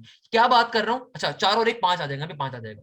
आप कभी भी आप कभी भी आप कभी भी एंडिंग से अपनी वैल्यूज देखोगे और इस तरफ से राइट हैंड साइड से कभी वैल्यू देख लो, लेफ्ट हैंड साइड से वैल्यू देख लो, हमेशा सिमिलर बनती है। पास्कल लॉ की खास बात एक ये भी होती है। फॉर एग्जांपल यहाँ पे भी 1 है, यहाँ पे भी 1 है, यहाँ पे 1 2 है, यहाँ पे भी 1 2 है, यहाँ से 1 3 बन रहा है, यहाँ से 1 3 बन रहा है, यहाँ से 1 4 6 बन रहा है, यहाँ से 1 4 6 बन रहा है, यहाँ से 1 5 10 बन रहा है, यहाँ से 1 5 10 बन रहा है। पास्कल लॉ की तीसरी सबसे इंपॉर्टेंट पॉइंट क्या होता है कि राइट हैंड साइड से अपनी प्रॉपर्टी नंबर्स को काउंट करोगे, लेफ्ट हैंड साइड से काउंट करोगे, हमेशा सिमिलर नंबर्स आएंगे, सेम नंबर्स आएंगे। क्लियर है मेरा बच्चा, क्लियर है मेरा बच्चा। अब देखो पावर 6 के लिए काम करेंगे। भाई पावर 6 के लिए काम कैसे करेंगे मेरा बेटा, अब देखो अगेन एंडिंग के लिए 1 और 1। बीच का नंबर कैसे आता है, क्या बताया, बीच का नंबर कैसे आएगा भाई, ऐड करवा के। तो 5 + 1 क्या बन जाएगा, 6। 5 + 10 क्या बन जाएगा, 15। 10 + 10 क्या बन जाएगा, 20। 10 5 क्या बन जाएगा, 15। 5 1 क्या बन जाएगा, 6। तो भाई क्या कहा मैंने, गौर से देखिएगा। अब ये पावर 6 के लिए काम कर रहे हैं। क्या कहा मैंने भाई, 1 6 15 20। यहां से देखो क्या नंबर्स तुम्हारे सिमिलर बन रहे हैं, बिल्कुल बन रहे हैं। यहां से देखो नंबर सिमिलर बन रहे हैं, सिमिलर बन रहे हैं। अच्छा, हो सकता है तुम में से कोई बच्चा कंफ्यूज हो रहा हो, सर ये क्या करवा रहे हैं, इससे फायदा क्या मिलेगा, कि कौन सा आप आसान ट्रिक बता रहे हैं सर, ये तो आप एक और चीज याद करवा रहे हैं। मेरा बेटा आप जरा गौर से मेरी बात सुनिएगा, मुश्किल नहीं करते, आपकी आसानी के लिए। इफ यू रिमेंबर के a प्लस बी की पावर क्यूब के लिए, चलो पावर 4 देख लेते हैं, पावर 4 मुश्किल था। a प्लस बी की पावर 4, मैंने क्या कहा था, क्या कैसे ओपन होते हैं बायनोमियल थ्योरम, ओपन करवाओगे a की पावर 4 प्लस 4a² बी, फिर आगे क्या होता है प्लस का 6a² b², आगे क्या होता है प्लस का 4a³ एंड देन प्लस का b की पावर 4। हमने अब देखो जरा, अब ये पास्कल लॉ तुम्हें हेल्प कैसे करेगा उसको भी समझ लो मेरा बेटा, वो $1,000,000 की चीज है। अब देखो तुमसे कहा जाता है कि बाइनोमियल थ्योरम को एक्सपेंड करवाना है। भाई ये ए की पावर वाला काम तो आप तमाम के तमाम स्टूडेंट्स मानेंगे कि सर ये तो सिंपल एक नंबर से माइनस करवाना है, 4 में से एक निकालना है। अगर ए प्लस बी की पावर 9 भी आ जाए तो कैसे चलेंगे, 9 में से एक निकाल देंगे, 8 बन जाएगा, 7 बन जाएगा, 6 बन जाएगा, 5 बन जाएगा, 4 बन जाएगा। इसमें तो मसला ही नहीं होगा। हमें हमें तो मसला ही किसमें होता है, कम्बिनेशन वाली चीज में। ऐसा ही है ना बेटा, हमें तो मसला ही कम्बिनेशन वाली चीजों में होता है। आप तमाम स्टूडेंट्स बोलेंगे सर हमें प्रॉब्लम जो आ रही थी कम्बिनेशन में आ रही थी। तो भाई ये जो पास्कल लॉ होता है ना, कम्बिनेशन के कोफिशिएंट्स तुम्हें डायरेक्टली बता देता है। फॉर एग्जांपल तुम पावर 4 वाली लॉ को देखो, पावर 4 वाली लॉ कहां गई बेटा, ये रही पावर 4 वाली लॉ, तुम्हें डायरेक्टली इसने कोफिशिएंट बता दी तुम्हें, तो अब कम्बिनेशन लेने की नीड नहीं पड़ेगी। और तुम्हें ये लाइन वाइज कोफिशिएंट बताएगा कि देखो तुम्हारी जो फर्स्ट टर्म है उसका कोफिशिएंट क्या हो जाएगा 1, तुम्हारी जो सेकंड वाली टर्म आ रही है उसका कोफिशिएंट क्या होगा 4, तुम्हारी जो थर्ड टर्म आ रही है उसका कोफिशिएंट क्या है 6, उसने बता दिया, तुम्हारी जो फोर्थ टर्म आ रही है उसका कोफिशिएंट क्या है 4, तुम्हारी जो फिफ्थ टर्म आ रही है उसका कोफिशिएंट क्या है 1। तो पास्कल लॉ आपको ऐसे आसानी करता है आपके कोफिशिएंट्स निकालने के अंदर। अब तुम पेपर में बैठ के क्या करोगे, तुम ये सोच रहे हो कि अगर तुम्हारे पास हायर नंबर का नंबर आ जाएगा, तुम पेपर में बैठ के क्या बार बार उसके ऊपर कॉम्बिनेशन का फॉर्मूला यूज करोगे। लेट सपोज तुमसे 9 के ऊपर सॉल्व करने आ गए, तुम बार बार एक बार 9 कॉम्बिनेशन 8 निकालोगे, फिर 9 कॉम्बिनेशन 7 निकालोगे, ऐसे करोगे तुम्हारा आधा घंटा लग जाएगा। तुम्हें अगर पास्कल लॉ आता होगा डायरेक्टली कर लोगे। अब आगे सॉल्व कर लेते हैं, पास्कल लॉ आगे चलता जाता है ऐसे। लेट सपोज मुझे पावर 7 पे निकालना है, क्या कहा, अब आपकी मुझे जवाब चाहिए भाई, अपने साथ साथ मेरे साथ साथ पढ़ो, मुझे सबके जवाब मेरे कानों में गूंजनी चाहिए, मुझे तमाम के तमाम स्टूडेंट्स की वॉइस मेरे कानों में आनी चाहिए भाई। मैं अपनी तरफ से मेहनत करके पढ़ाता हूं, मुझे आपकी तरफ से मेहनत चाहिए। क्या कहा, पास्कल लॉ में एंडिंग वैल्यू क्या आती है मेरा बेटा, 1 आती है। एंडिंग वैल्यू क्या आती है 1। बीच की वैल्यू कैसे आएगी, बीच की वैल्यू कैसे आएगी, सिंपल तरीके से ऐड करके 6 प्लस 1 क्या बन गया 7, 15 और 6 क्या बन गया 15, 6 सिंपल तरीके से 21, और 15 20 क्या होता है 15 20 35, 15 20 क्या हो जाएगा 35, 15 6 क्या हो जाएगा 21, और 6 और 1 क्या हो जाएगा 7। तो आपकी पावर 7 के ऊपर आपके ये कोफिशिएंट आ जाएंगे। पावर 8 पैसे निकाल लोगे, पावर 9 पैसे निकाल लोगे। यानी कि आज के बाद तुम्हारे पास कभी बायनोमियल थ्योरम एक्सपेंड करवाने के लिए आ जाए, देखो ए और बी की पावर्स को बनाना सबसे आसान होता है कि ए की पावर 9 से इंक्रीज हो रही होती है, बी की पावर 9 से सॉरी ए की पावर 9 से डिक्रीज हो रही होती है और बी की पावर 9 से इंक्रीज हो रही होती है। असल मसला ही एक्सपेंड करवाने में बच्चे का जो टाइम वेस्ट होता है वो कोफिशिएंट्स में होता है। अब आपके जहनों में एक मसला आएगा, आपके जहनों में एक सवाल आएगा, और वो सवाल तमाम स्टूडेंट्स मुझसे पूछना चाहेंगे, सर क्या पेपर में ये ट्राइंगल बनाएंगे हम लोग बैठ के। तो बेटा आपके पास दो ही ऑप्शन है। पहला ऑप्शन तो आपके पास ये कि नहीं, अगर नहीं बनाना चाहते तो कोई मसले की बात नहीं है, फिर बार बार बैठ के अब 9 कॉम्बिनेशन 8 9 कॉम्बिनेशन 7 बार बार कॉम्बिनेशन निकाल लीजिएगा। अगर आप निकालने का वो तरीका समझ जाते हैं वो भी समझा दूंगा बेटा मैं, वो ज्यादा आसान है, फिर ये ज्यादा आसान है, आप फैसला कर लीजिएगा। फॉर एग्जाम्पल मुझे अगर 9 कॉम्बिनेशन 7 निकालना है, कॉम्बिनेशन का फॉर्मूला क्या होता है, ऊपर आ जाएगा 9 फैक्टोरियल, 9 में से 7 गया, 9 में से 7 के नीचे आ जाएगा 2 फैक्टोरियल, फिर आ जाएगा मेरे पास सिंपल तरीके 7 फैक्टोरियल। अब मैं 9 फैक्टोरियल को वहां तक एक्सपेंड करवाऊंगा, मेरे पास ऊपर से 7 फैक्टोरियल नीचे से कैंसिल आउट हो जाए, तो ये बन जाएगा सिंपल तरीके से 9 into 8 और नीचे आ जाएगा 2, तो ये इस तरीके से आ जाएगा। अब आपको बार बार आप कोफिशिएंट्स की वैल्यूज निकालने के लिए इस कॉम्बिनेशन के फॉर्मूले को इस्तेमाल करें, या एक ही दफा अगर जल्दी से फॉर्मूला बना लें, पास्कल ट्रायंगल बना लें, उससे कोफिशिएंट निकालना आसान होगा, या ये कॉम्बिनेशन वाला काम बार बार करना आसान होगा। चॉइस इज योर्स, मेरी चॉइस नहीं है, मेरा काम आपको सिखाना है, मेरा काम आपको गाइड करना है बहुत अच्छी तरीके से।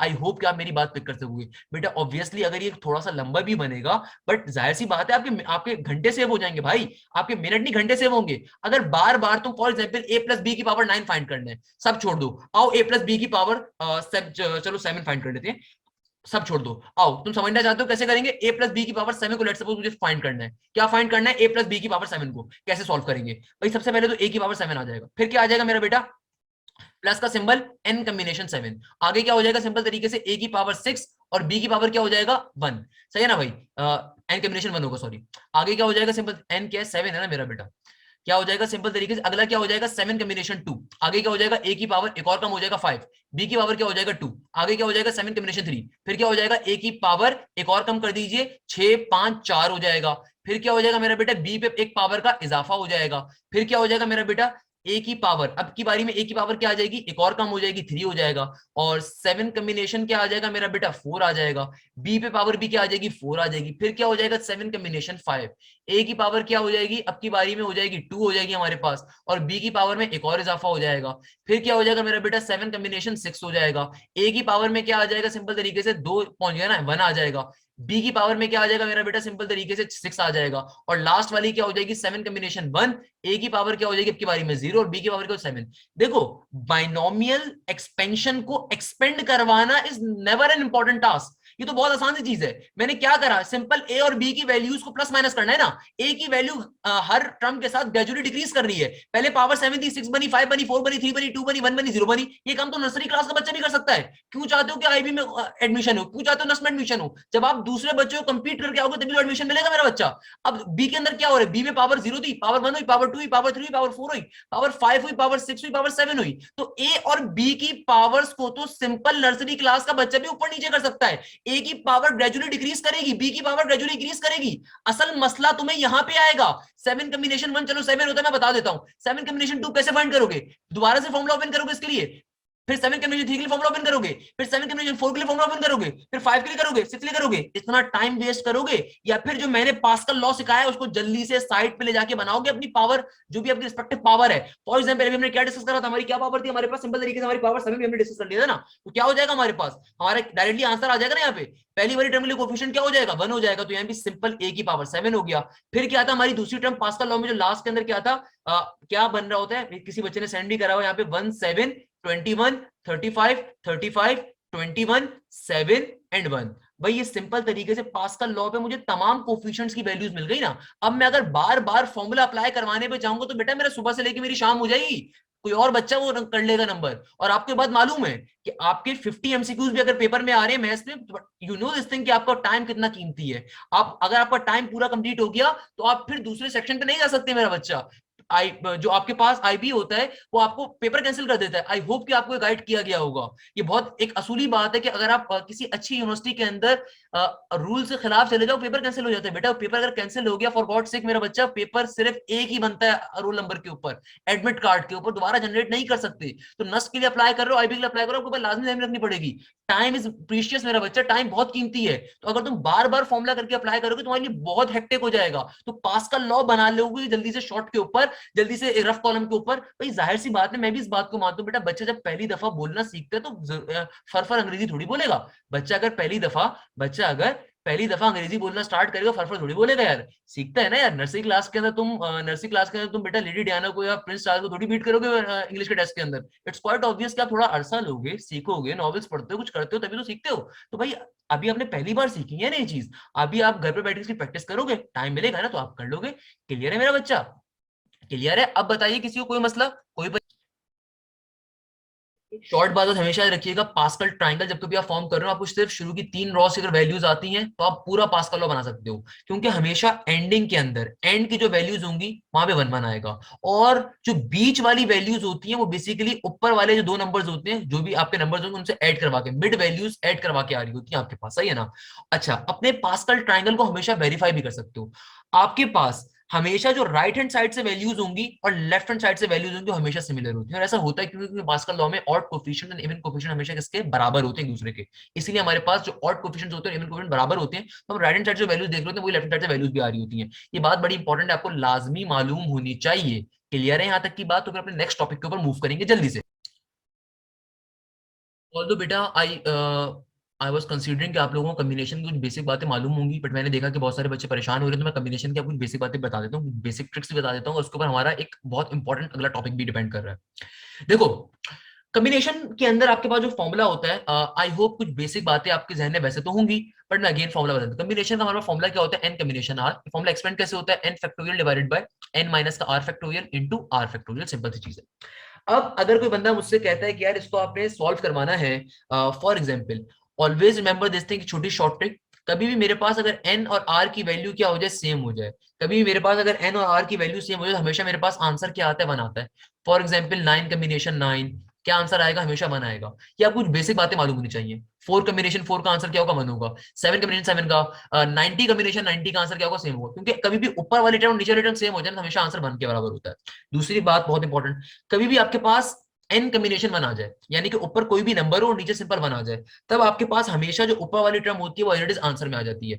फॉर एग्जाम्पल मैं आपसे कहता हूं 18 कम्बिनेशन 1, तो बेटा जो भी आपके ऊपर नंबर लिखा हुआ है डायरेक्टली आपके आंसर में आ जाएगा। ये शॉर्ट ट्रिक होती है, आपको मालूम होनी चाहिए। थर्ड नंबर के ऊपर इंपॉर्टेंट बात, अगर अल्लाह भला करे इसको वैसे एक्सप्लेन करें हम, चलो इसको हम ऐसे कर देते हैं। फॉर एग्जाम्पल एक बहुत इंपॉर्टेंट क्वेश्चन जो बेतहाशा इंपॉर्टेंट है मेरे नजदीक, तो आईबी के बीबीए में भी इंपॉर्टेंट है और आईबी के नॉर्मल में भी इंपॉर्टेंट है। आपके पास बहुत दफा क्या होता है, वेरिएबल बेस्ड फैक्टोरियल को सॉल्व करवाने दिया जाता है। अब देखो फैक्टोरियल बेसिकली ऐसा सिंबल होता है जिसके मायने ये होते हैं कि आप उस पर्टिकुलर टर्म से लेके लास्ट टर्म तक की वैल्यूज को मल्टीप्लाई करवाते हुए जा रहे हो, यानी कि multiplication of the natural numbers in the reverse direction is usually known as factorial. For example मैं 5 फैक्टोरियल कह रहा हूं, यानी कि 5 से लेके जो रिवर्स डायरेक्शन में नेचुरल नंबर्स होंगे उन तक मल्टीप्लाई करवाते हुए लेके जाना है। फॉर एग्जाम्पल क्या हो जाएगा, 5 इंटू 4 इंटू 3 इंटू 2 इंटू 1। आपने इनकी वैल्यू जरूर याद करी होगी, 5 फैक्टोरियल की वैल्यू क्या होती है, 120। यानी कि हम फैक्टोरियल क्या करते हैं, एक्सपेंड करवाते हैं। और always remember this thing, 0 factorial बराबर होते हैं 1 के। एक सिंपल सी बात हमें मालूम होनी चाहिए। अब देखिए मैं आपके सामने क्वेश्चन रखा हूं, n+1 factorial divided bye n-1 factorial. या फिर इस क्वेश्चन समझने से पहले इसको समझ लीजिए। अगर मैं आपसे कहता हूं कि 5 फैक्टोरियल डिवाइड हो रहे हैं 7 फैक्टोरियल से, हमेशा हम क्वेश्चन के अंदर कभी भी 2 फैक्टोरियल अगर डिवाइड हो रही होती हैं, मेरी एक शॉर्ट ट्रिक ध्यान में रखिएगा, आप हमेशा चेक करते हो इन दोनों में से बड़ी वैल्यू कौन सी है। जो बड़ी वैल्यू होती है उसको एक्सपेंड करवाते हो छोटी वैल्यू तक, ताकि आप उसको कैंसिल आउट करवा सको। तो भाई 5 फैक्टोरियल और 7 फैक्टोरियल में से बड़ा नंबर कौन सा है। अब तमाम स्टूडेंट्स बोलेंगे सर 7 फैक्टोरियल होगा, तो मेरा बेटा छोटी टर्म को एज इट इज रहने देते हैं, और जो बड़ी टर्म होती है उसको वहां तक एक्सपेंड करवाएंगे कि छोटी टर्म तक पहुंचे। तो क्या बन जाएगा, 7 इंटू 6, और 5 पे लेके मैं रुक दूंगा, ताकि ऊपर वाली टर्म नीचे वाली टर्म क्या कर दे, कैंसिल आउट कर दे, और सिंपल तरीके से मेरे पास फिर 7 इंटू 6 आंसर आ जाएगा। तो अगर ये कॉन्सेप्ट आपको क्लियर होता है तो बेटा हम वेरिएबल बेस्ड फैक्टोरियल भी ऐसे ही सॉल्व करते हैं। लेट सपोज मेरे पास कहा जाता है n+1 फैक्टोरियल डिवाइड कर रहा है किससे, n-1 फैक्टोरियल से। तो हम चेक करेंगे भैया n+1 फैक्टोरियल बड़ा है या n-1 फैक्टोरियल बड़ा है। बताइए आप लोग क्या कहते हैं, इन दोनों में से कौन सी चीज बड़ी है, n+1 फैक्टोरियल बड़ी है या n-1 फैक्टोरियल बड़ी। बड़ी चीज क्या है, n+1 फैक्टोरियल। तो बेटा किसको एक्सपेंड करवाएंगे, n+1। देखो फैक्टोरियल होता क्या है, फैक्टोरियल काम क्या करता है, जो भी जिस भी टर्म के ऊपर फैक्टोरियल अप्लाई हो रहा होता है ना, आप उस टर्म को एज इट इज एक बार लिखते हो, फिर उसमें से एक एक एक एक नंबर माइनस करना स्टार्ट करते हो। जो भी आपके पास टर्म होती है फैक्टोरियल वाली जिसपे वो अप्लाई हो रहा होता है, उस टर्म को सबसे पहले एक बार एज इट इज लिखते हो, फिर उसमें से एक एक नंबर माइनस करना स्टार्ट करते हो।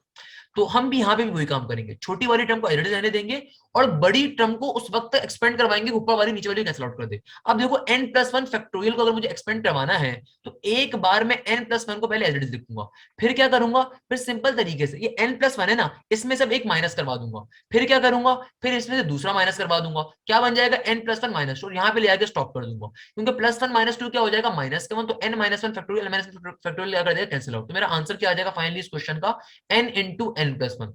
अगर आप में से कोई बच्चा सोचे सर आपने ऐसा क्यों करा, तो बेटा इसको देखो, 5 फैक्टोरियल एक्सपेंड कैसे करवा रहे हो। 5 फैक्टोरियल जब एक्सपेंड होता है तो पहले एक बार 5 को एडिट लिखते हो, फिर मल्टीप्लाई बाय 4 करते हो। 4 का मतलब क्या है कि भाई 5 में से 1 कम करा, फिर क्या लिखते हो 3। इसका मतलब क्या है कि ओरिजिनल में से आपने 2 कम करे, फिर क्या लिखते हो 2 लिख दोगे, ओरिजिनल में से 3 कम करे। इस तरह चलता जाता है नेचुरल नंबर्स तक 1 तक। हम सेम प्रोसेस यहाँ पे फॉलो करते हैं वेरिएबल्स के ऊपर भी, कि भाई आपने वेरिएबल को पहले एज इट इज एक बार लिखा, उसमें से 1 कम करा, फिर 2 कम करे, फिर 3 कम करे, 4 करे, 5 करे, 6 करे, 7 करे, 8 करे, वहां तक ले जाओगे जहां तक आपको लेके जाना है। तो भाई मुझे n-1 फैक्टोरियल कैंसिल आउट करवाना था ना, तो n-1 फैक्टोरियल दूसरे पे कैंसिल आउट हो जाएगा, तो मेरा आंसर क्या आ जाएगा, सिंपल n इंटू n+1। बेटा ये क्वेश्चन जो मैंने आपके सामने लिखा है ये ऑल टाइम फेवरेट क्वेश्चन है हर एग्जामिनर का, चाहे वो एनडी का बच्चा अपेयर हो रहा हो, चाहे वो आईबीएम में अपेयर हो रहा हो, चाहे वो सीबीएम में अपेयर हो रहा हो, चाहे वो हमारे पास अपेयर हो रहा हो, अल्लाह भला करे फास्ट में, नस्क में, XYZ किसी में भी, ये ऑल टाइम फेवरेट क्वेश्चन होते हैं वेरिएबल्स वाले। तो भाई मैंने अब यहाँ से आपको कुछ बेसिक बातें जब बता दी, तो आओ अब मैं कुछ मजे की चीज पे लेके चलता हूँ अपने कॉन्सेप्ट के ऊपर। जब मैंने आपकी बेस थोड़ी सी बना दी, अब आपको बेसिक चीज पे लेके चलता हूँ। अगर मैं आपसे कहूं कि n कॉम्बिनेशन n-r, अगर मैं आपसे कहूं कि भैया आपके सामने n कॉम्बिनेशन n-r, इसका फॉर्मूला क्या होगा। आप तमाम स्टूडेंट्स बोलेंगे सर इसका फॉर्मूला हमने कभी पढ़ा तो नहीं है। आप बोलते हैं तो चले इसको देख लेते हैं कैसे ओपन होगा। भाई कॉम्बिनेशन का फॉर्मूला क्या कहता है, कॉम्बिनेशन का फॉर्मूला कहता है ऊपर वाली चीज को एज इट इज फैक्टोरियल लो, नीचे क्या आ जाएगा n-r factorial into r factorial. सही है भाई। अगर मुझे इसी फॉर्मूले को ओपन करवाना है कॉम्बिनेशन के ऊपर तो कैसे ओपन करवाऊंगा, ऊपर तो आ जाएगा n फैक्टोरियल, नीचे क्या हो जाएगा, नीचे हो जाएगा n, ऊपर वाली चीज में से नीचे वाली चीज माइनस करते हैं ना बेटा, n कॉम्बिनेशन r का फॉर्मूला क्या होता है, ऊपर वाली चीज में से नीचे वाली चीज माइनस करते हो, तो यहाँ पे ऊपर वाली चीज के n और नीचे वाली चीज के पूरी की पूरी क्या करते हैं बेटा, कॉम्बिनेशन के अंदर हम n माइनस r करते हैं ना, तो n माइनस r यानी कि ऊपर वाली में से नीचे वाली चीज माइनस करते हैं, तो यहाँ पे क्या बन जाएगा, n माइनस का n माइनस r फैक्टोरियल बन जाएगा। और फिर आगे क्या लिखते हैं, आगे क्या लिखा जाता है, नीचे वाली चीज का फैक्टोरियल लिया जाता है आगे, n कॉम्बिनेशन r का फॉर्मूला बता रहा हूं बेटा, क्या फॉर्मूला होता है n कॉम्बिनेशन r का, कि आप पहले ऊपर में से नीचे वाली चीज माइनस करके फैक्टोरियल लिखते हो और फिर सिंगल नीचे वाली चीज को एज इट इज फैक्टोरियल लिख देते हो, तो यहाँ पे सिंगल नीचे वाली चीज क्या आ रही है, सिंपली n माइनस r का फैक्टोरियल आ रही है, तो यहाँ पे n से n क्या हो जाएगा, कैंसिल आउट, क्या बन जाएगा, ये बन जाएगा n factorial divided by negative का r फैक्टोरियल और इनटू n माइनस का r फैक्टोरियल। ये माइनस का r फैक्टोरियल आ रहा है, इसको नेग्लेक्ट कर देंगे, उसके पीछे रीजन है कि फैक्टोरियल के ऊपर जाकर वैसे पॉजिटिव के ऊपर कन्वर्ट हो जाएगा, इसलिए इशू नहीं होता हमें नेगेटिव साइन के ऊपर। तो ये क्या बन गया, ये सिंपल तरीके से बन गया n factorial divided bye n minus r factorial into r factorial, और ये हमारे पास बेसिकली फॉर्मूला बना रहा है किसका, n कॉम्बिनेशन r का। तो बेसिकली मैं क्या कह सकता हूं, मैं कह सकता हूं कभी भी n combination n minus r आ रहा हो, कभी भी n combination n minus r आ रहा हो, ये बेसिकली बराबर किसके होता है, n कॉम्बिनेशन r के। तो बेटा ये जो ट्रिक है ना, ये ट्रिक आपके लिए बहुत इंपॉर्टेंट होगी। मैंने क्या कहा, मैंने कहा आपके सामने कभी भी n कॉम्बिनेशन n माइनस, जब कभी भी बेटा मुझे पता है नेगेटिव होगा, मैंने आपसे यही कहा कि हम नेगेटिव को यहाँ पे निगलेक्ट कर देते हैं, फैक्टोरियल होता है रिवर्स डायरेक्शन में ओपन करना, तो इसीलिए हम फैक्टोरियल को यहाँ पे निगलेक्ट कर देंगे। क्लियर है मेरा बच्चा, नेगेटिव साइन को हम यहाँ पे क्या कर देंगे, निगलेक्ट कर देंगे, तो इसलिए हम लोगों ने नेगेटिव साइन नहीं लिया। क्लियर है मेरा बच्चा, मैंने क्या कहा, कभी भी आपके पास अगर n combination n minus r आ रहा हो तो बेसिकली ये किसके बराबर होता है, ये बराबर होता है n कॉम्बिनेशन r के। क्या ये फॉर्मूला आपको क्लियर हो पाता है, हमने क्या करा, देखो हमने कोई मुश्किल काम नहीं करा मेरा बेटा, आपको बिल्कुल परेशान होने की जरूरत नहीं कि सर पता नहीं क्या पढ़ा रहे हैं, भाई हमने सिंपल तरीके से आपके सामने क्या करा, हमने आपके सामने सिंपल तरीके से इस फॉर्मूले को एक्सपेंड करवाया। कैसे एक्सपेंड करवाया, बेसिक जमान में भाई जो n कॉम्बिनेशन r का फॉर्मूला होता है ना, ऊपर वाली चीज n होती है, नीचे वाली चीज r होती है, हमने सिंपल फॉर्मूला एक्सपेंड किया, जब फॉर्मूला एक्सपेंड हुआ तो हमारे पास n कॉम्बिनेशन r बन गया बेसिकली, तो हमारे पास एक टर्म आ गई, हमारे पास एक जनरल फॉर्मूला आ गया। अब ये फॉर्मूला बिलियन डॉलर्स का है, कितने का है बेटा, बिलियन डॉलर्स का है। For example according to this formula, according to, मैं अपनी तरफ से कुछ नहीं कह रहा हूं, ये फॉर्मूला कहता है कि लेट सपोज अगर मेरे पास आ जाए 7 कॉम्बिनेशन 4 इक्वल टू 7 कॉम्बिनेशन 3, इसका मतलब देखिएगा, अब जरा पहले इस एग्जांपल को भूल जाएं, अब जरा पहले इस जो जनरल टर्म आई है इसको देखिएगा, ऊपर देखिए दोनों के अंदर सिमिलर एन होगा, ऊपर देखिए दोनों में क्या आ रहा है, सिमिलर एन, और नीचे क्या आ रहा है, दोनों के जो नीचे वाली टर्म है उनको आपस में इक्वेट करवा लेता हूं। नीचे वाली टर्म क्या कह रही है, नीचे वाली टर्म कह रही है n माइनस आर बराबर है किसके, r के। हमने क्या करा, इक्वल टू के आमने सामने बेटा अगर दो सिमिलर चीजें होती है तो उनकी पावर्स को, उनकी बेसिस को हम इक्वेट करवा सकते हैं, ये बात आपको बहुत इजीली मालूम होगी। लेट सपोज मैं इक्वल टू के आमने सामने 2 रख दूं, इधर 2 की पावर n रख दूं, 2 की पावर 3 रख दूं, मैंने इक्वल टू के आमने सामने अगर दो चीजें रखी हैं, अगर उनकी बेसिस सेम है तो उनकी पावर को हम क्या करवा देते हैं, इक्वेट करवा देते हैं, मैथ्स का बेसिक कॉन्सेप्ट है, सेम गोज फॉर हियर। अगर कभी भी इक्वल टू के आमने सामने दो कॉम्बिनेशंस आ जाएं, अगर उनकी ऊपर वाली टर्म सेम है तो सिंपल तरीके से क्या कर सकते हैं, नीचे वाली टर्म्स को भी इक्वेट करवा देते हैं, क्या बन जाएगा, ये बन जाएगा n minus R is equal to R. तो यहां से मैं n की वैल्यू निकाल सकता हूं कि बेसिकली जो n होगा ये माइनस का आर जब वहां पे जाएगा तो क्या बन जाएगा, r प्लस आर। यानी कि मैं क्या कह सकता हूं कि हमारे पास जो पर्टिकुलरली अगर दो कॉम्बिनेशन दुनिया में कभी भी बराबर होंगे, दुनिया में अगर कभी भी दो कॉम्बिनेशन बराबर होंगे तो उनके n की वैल्यू क्या होती है, सिमिलर होती है। उनके n की वैल्यू जो होती है बेसिकली दोनों कॉम्बिनेशंस के r का सम होती है। क्या कहा, दुनिया में कभी भी अगर दो कॉम्बिनेशंस की वैल्यूज बराबर होंगी। अब आप सोच रहे होंगे सर कोई एग्जांपल दीजिए, फॉर एग्जांपल मेरा बेटा 7 कॉम्बिनेशन 3 की वैल्यू 35 होती है और 7 कॉम्बिनेशन 4 की वैल्यू भी 35 होती है। क्या कभी जिंदगी में आपने इस बात को गौर किया, ऐसा क्यों होता है? आपने बहुत दफा देखा होगा, अगर आपको नहीं मालूम ये बात तो चलिए मैं आपको बता देता हूँ, क्लास के बाद आप बैठ के सोच लीजिएगा इस बात पे कि 7 कॉम्बिनेशन 3 और 7 कॉम्बिनेशन 4 की वैल्यू क्या होती है, 35। क्या आपने कभी थोड़ा सा सोचा कि ऐसा होता क्यों है? इसलिए ऐसा होता है क्योंकि मेरा बच्चा कभी भी दुनिया में अगर दो कॉम्बिनेशंस की वैल्यू बराबर होंगी तो उसके पीछे रीजन क्या होता है कि उनके ना सिर्फ n बराबर होते हैं, उनके ना सिर्फ n क्या होते हैं, उन दोनों के n बराबर होते हैं, और जो उनके r होते हैं उनका सम ही बेसिकली n के बराबर होता है। यानी कि जो उनके r का सम होता है वो बेसिकली क्या होता है, n के बराबर होता है, उन दोनों कॉम्बिनेशंस के r का सम। तो यहाँ पे देखिएगा अगर ये कॉम्बिनेशन 1 के r क्या है 4, कॉम्बिनेशन 2 को r क्या थी तो 4 प्लस 3 क्या हो गया 7 हो गया। सेम गोस फॉर, मैंने यहाँ पे आपके एग्जांपल ये लिखी थी कि 7 कॉम्बिनेशन 4 बराबर होता है 7 कॉम्बिनेशन 3 के, दोनों की वैल्यू सेम आती है। क्यों आती है? वो इसीलिए आती है क्योंकि अगर मैं एक कॉम्बिनेशन ले लूं ऐसा जिसमें से दूसरा वाला उसके एग्जैक्टली आर से कम होगा तो हमेशा वो आपस में बराबर होती है। इस बात में भी एमसीक्यूज बहुत आते हैं। इसी बात को समझने के लिए एक और एग्जांपल देखिए, 8 कॉम्बिनेशन 2 हमेशा बराबर होगा किसके? अब देखिए अगर कोई बंदा मुझसे कहते हैं कि बताओ इस एक्स की वैल्यू क्या होगी, उसने मुझसे कहा कि भाई 8 कॉम्बिनेशन 2 बराबर है किसके, 8 कॉम्बिनेशन x के, बताओ यहाँ पे x की वैल्यू क्या होगी। मैंने आपको क्या कॉन्सेप्ट दिया, मैंने आपसे कहा कि बेटा ऑलवेज रिमेंबर जैसे अगर ये दो कॉम्बिनेशन बराबर हैं तो इनके x, इनके जो r का सम होगा वो बराबर होगा किसके, 8 के, इनके r का सम बराबर होगा किसके, 8 के। यानी कि अगर मुझे x की वैल्यू यहां से फाइंड करनी पड़ जाएगी तो मैं क्या करूंगा, सिंपल तरीके से लिख दूंगा n is equal to r plus का r, तो मेरा बेटा क्या बन जाएगा, n का n यहाँ पे क्या आ रहा है, n क्या होता है, ऊपर वाला नंबर क्या होता है ना, तो n की वैल्यू क्या हो जाएगी, 8 हो जाएगी। पहले वाले कॉम्बिनेशन का r क्या है, 2 है, और दूसरे वाले कॉम्बिनेशन का r हमें फाइंड करना है, उसको x कह देते हैं, तो इस 2 को वहां सेंड कर दूंगा तो बेटा r की वैल्यू, x की वैल्यू क्या आ जाएगी, सिंपल तरीके से मेरे पास 8 माइनस का 2 क्या हो जाएगी, 6 हो जाएगी। तो ऐसे क्वेश्चन भी कभी पेपर में बहुत ज्यादा एग्जिस्ट कर रहे होते हैं, आपको मालूम होनी चाहिए। Same goes for here, same goes for, अगर मैं आपके सामने एक और काम करूं, मैं आपको कहता हूं कि भैया x कॉम्बिनेशन 6 है इक्वल टू के बाद x कॉम्बिनेशन 4, बताइए इस x की वैल्यू क्या होगी। मैंने क्या कहा, मैंने आपको इस तरह का क्वेश्चन दे दिया, मैंने आपको इस तरह का क्वेश्चन दे दिया और आपसे बताइए x की वैल्यू क्या होगी, ये क्वेश्चन पेपर में बहुत आया हुआ है। तो भाई सिंपल तरीके से कुछ भी नहीं करोगे, आपको एक बेसिक कॉन्सेप्ट मालूम है कि भाई दुनिया में अगर दो कॉम्बिनेशन कभी बराबर होंगे तो इसका मतलब ये है कि उनके जो आर्स हैं उनका जो सम होता है वही बेसिकली n के बराबर होता है। सिंपल तरीके से इनके आर का सम कर दीजिए, 6 प्लस 4 क्या बन जाएगा, 10, यानी कि आपका जो एन आ रहा होगा वो किसके बराबर होगा, एक्स किसके बराबर, 10 के बराबर होगा। क्वेश्चन सॉल्व हो गया, 4 नंबर आपको मिल गया आईबीएस साइड के ऊपर, नस साइड के ऊपर 1 नंबर मिल गया आपको, एनईटी साइड के ऊपर 1 नंबर मिल गया आपको, इस तरह के क्वेश्चन के ऊपर। बताइए बेटा कोई मसले की बात, कोई परेशानी की बात, कोई प्रॉब्लम, जल्दी से बताइए मुझे, क्लियर करिए। अच्छा भाई, हमारे पास हमारे एक शागिर्द का क्वेश्चन आया, सर आपने जो बात समझाई वो बड़ी अच्छी समझाई, मजा आया, मगर सर असल मजा तो तब आएगा, आपने तो सारी प्लस वाली बातें करी हैं, सर माइनस वाली भी तो करके दिखाए ना।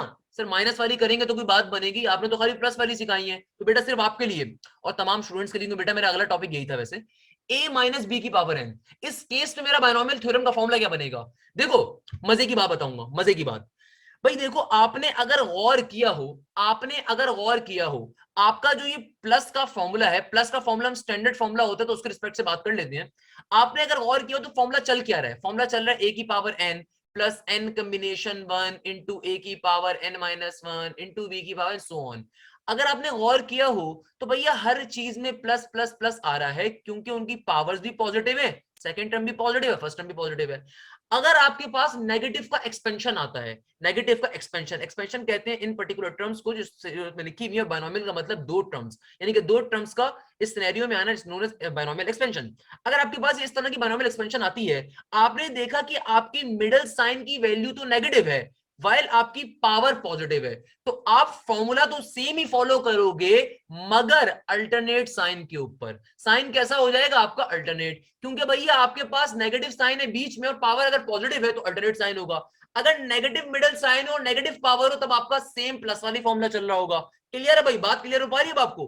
कैसे भाई, सिंपल तरीके से क्या हो जाएगा, ए की पावर एन, अगली बारी में क्या हो जाएगा, माइनस का साइन आएगा, क्योंकि बीच में अगर साइन माइनस का है और पावर मेरी पॉजिटिव है तो साइन कैसा हो जाएगा, माइनस का। क्या बन जाएगा मेरा बेटा, अगली टर्म क्या बन जाएगी, एन कॉम्बिनेशन 1, ए की पावर एन माइनस का 1, बी की पावर सिंपल 1। अब देखो क्या कहा मैंने, अगर तुम्हारा मिडल साइन हो नेगेटिव का और पावर हो पॉजिटिव की, तो जो टर्म्स ओपन होंगी वो अल्टरनेट साइन के ऊपर होंगी, plus minus plus minus plus minus. तो अगली टर्म कैसी होगी, प्लस की, क्या बन जाएगी, एन कॉम्बिनेशन 2, क्या टर्म होगी, एन माइनस 2, क्या बन जाएगी, बी की पावर सिंपल तरीके से 2। अब ये प्लस की टर्म आ गई, अब ये नेगेटिव की आएगी। इस तरीके से पर्टिकुलर फॉर्मूला एक्सपेंड हो रहा होता है। बताओ भाई बात क्लियर हुई, समझ में आई बात या नहीं आई समझ। तो भाई अब आप एक क्वेश्चन लिखें, एक बहुत important question, one of the most important question, paper में बेतहाशा दफा पूछा जाने वाला क्वेश्चन। क्या कह रहे हैं इस क्वेश्चन के अंदर, आपसे आपसे कहा जाता है, इफ द कोफिशिएंट ऑफ, लिखिएगा क्वेश्चन लिखें, if the coefficient of, if the coefficient of 2r plus fourth term, if the coefficient of 2r plus 4th, if the coefficient of 2r plus 4th and r minus 2th, if the coefficient of, if the coefficient of 2r plus 4th and r minus 2th term, and r minus 2th term in the expansion of, in the expansion of, in the expansion of 1 plus x की power 18, 1 plus x की power 18 r equal, दोबारा सुन लीजिए, if the coefficient of 2r plus 4th and r minus 2th term in the expansion of 1 plus x की power 18 are equal, then small r is equal to, then this particular r is equal to, यानी कि इसकी value find करके बताएं।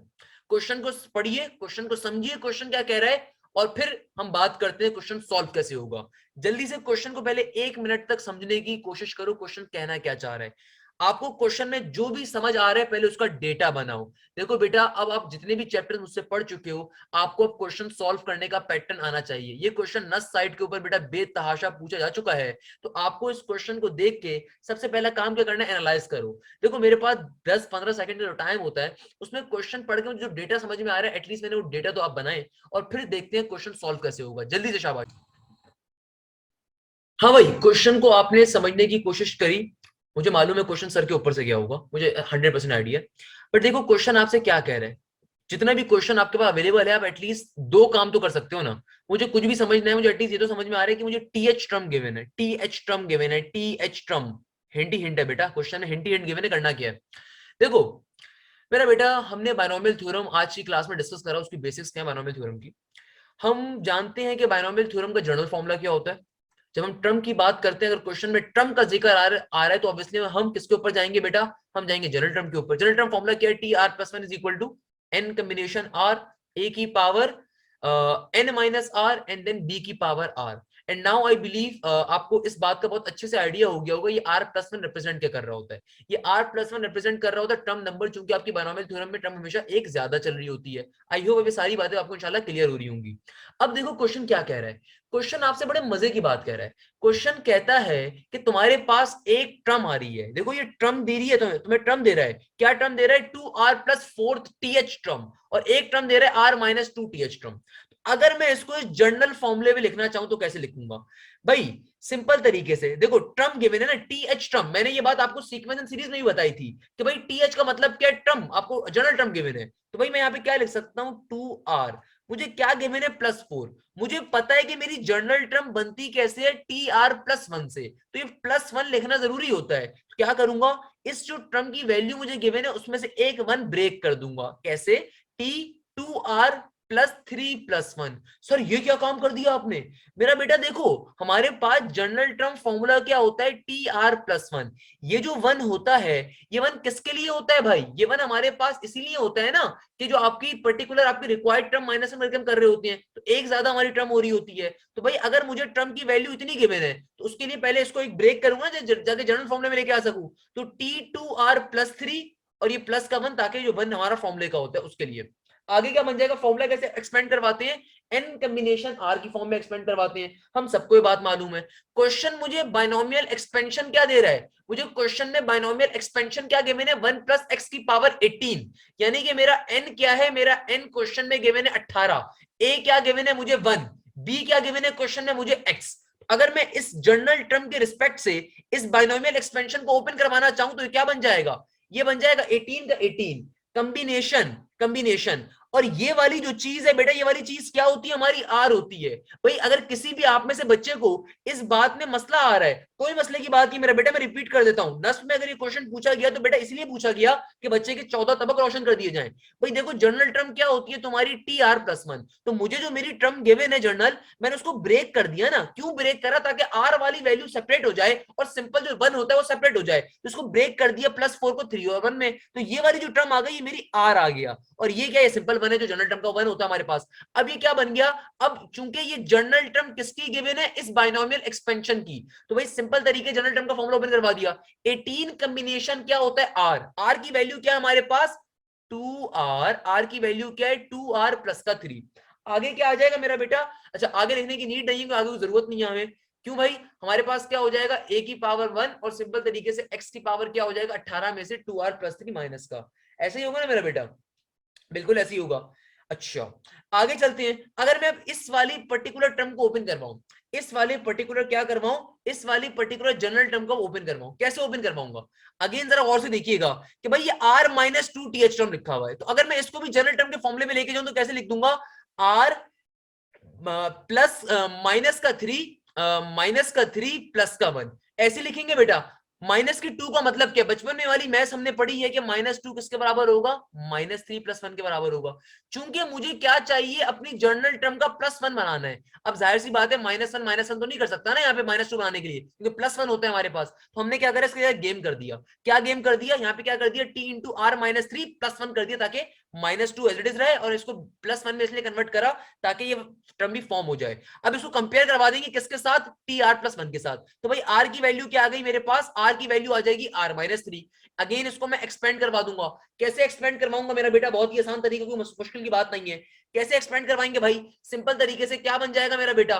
ये बन जाएगा हमारे पास, अल्लाह भला करे, एन की वैल्यू क्या है? अगेन 18, कॉम्बिनेशन आर की वैल्यू क्या है? सिंपल आर माइनस का थ्री। क्या है भैया? R minus three.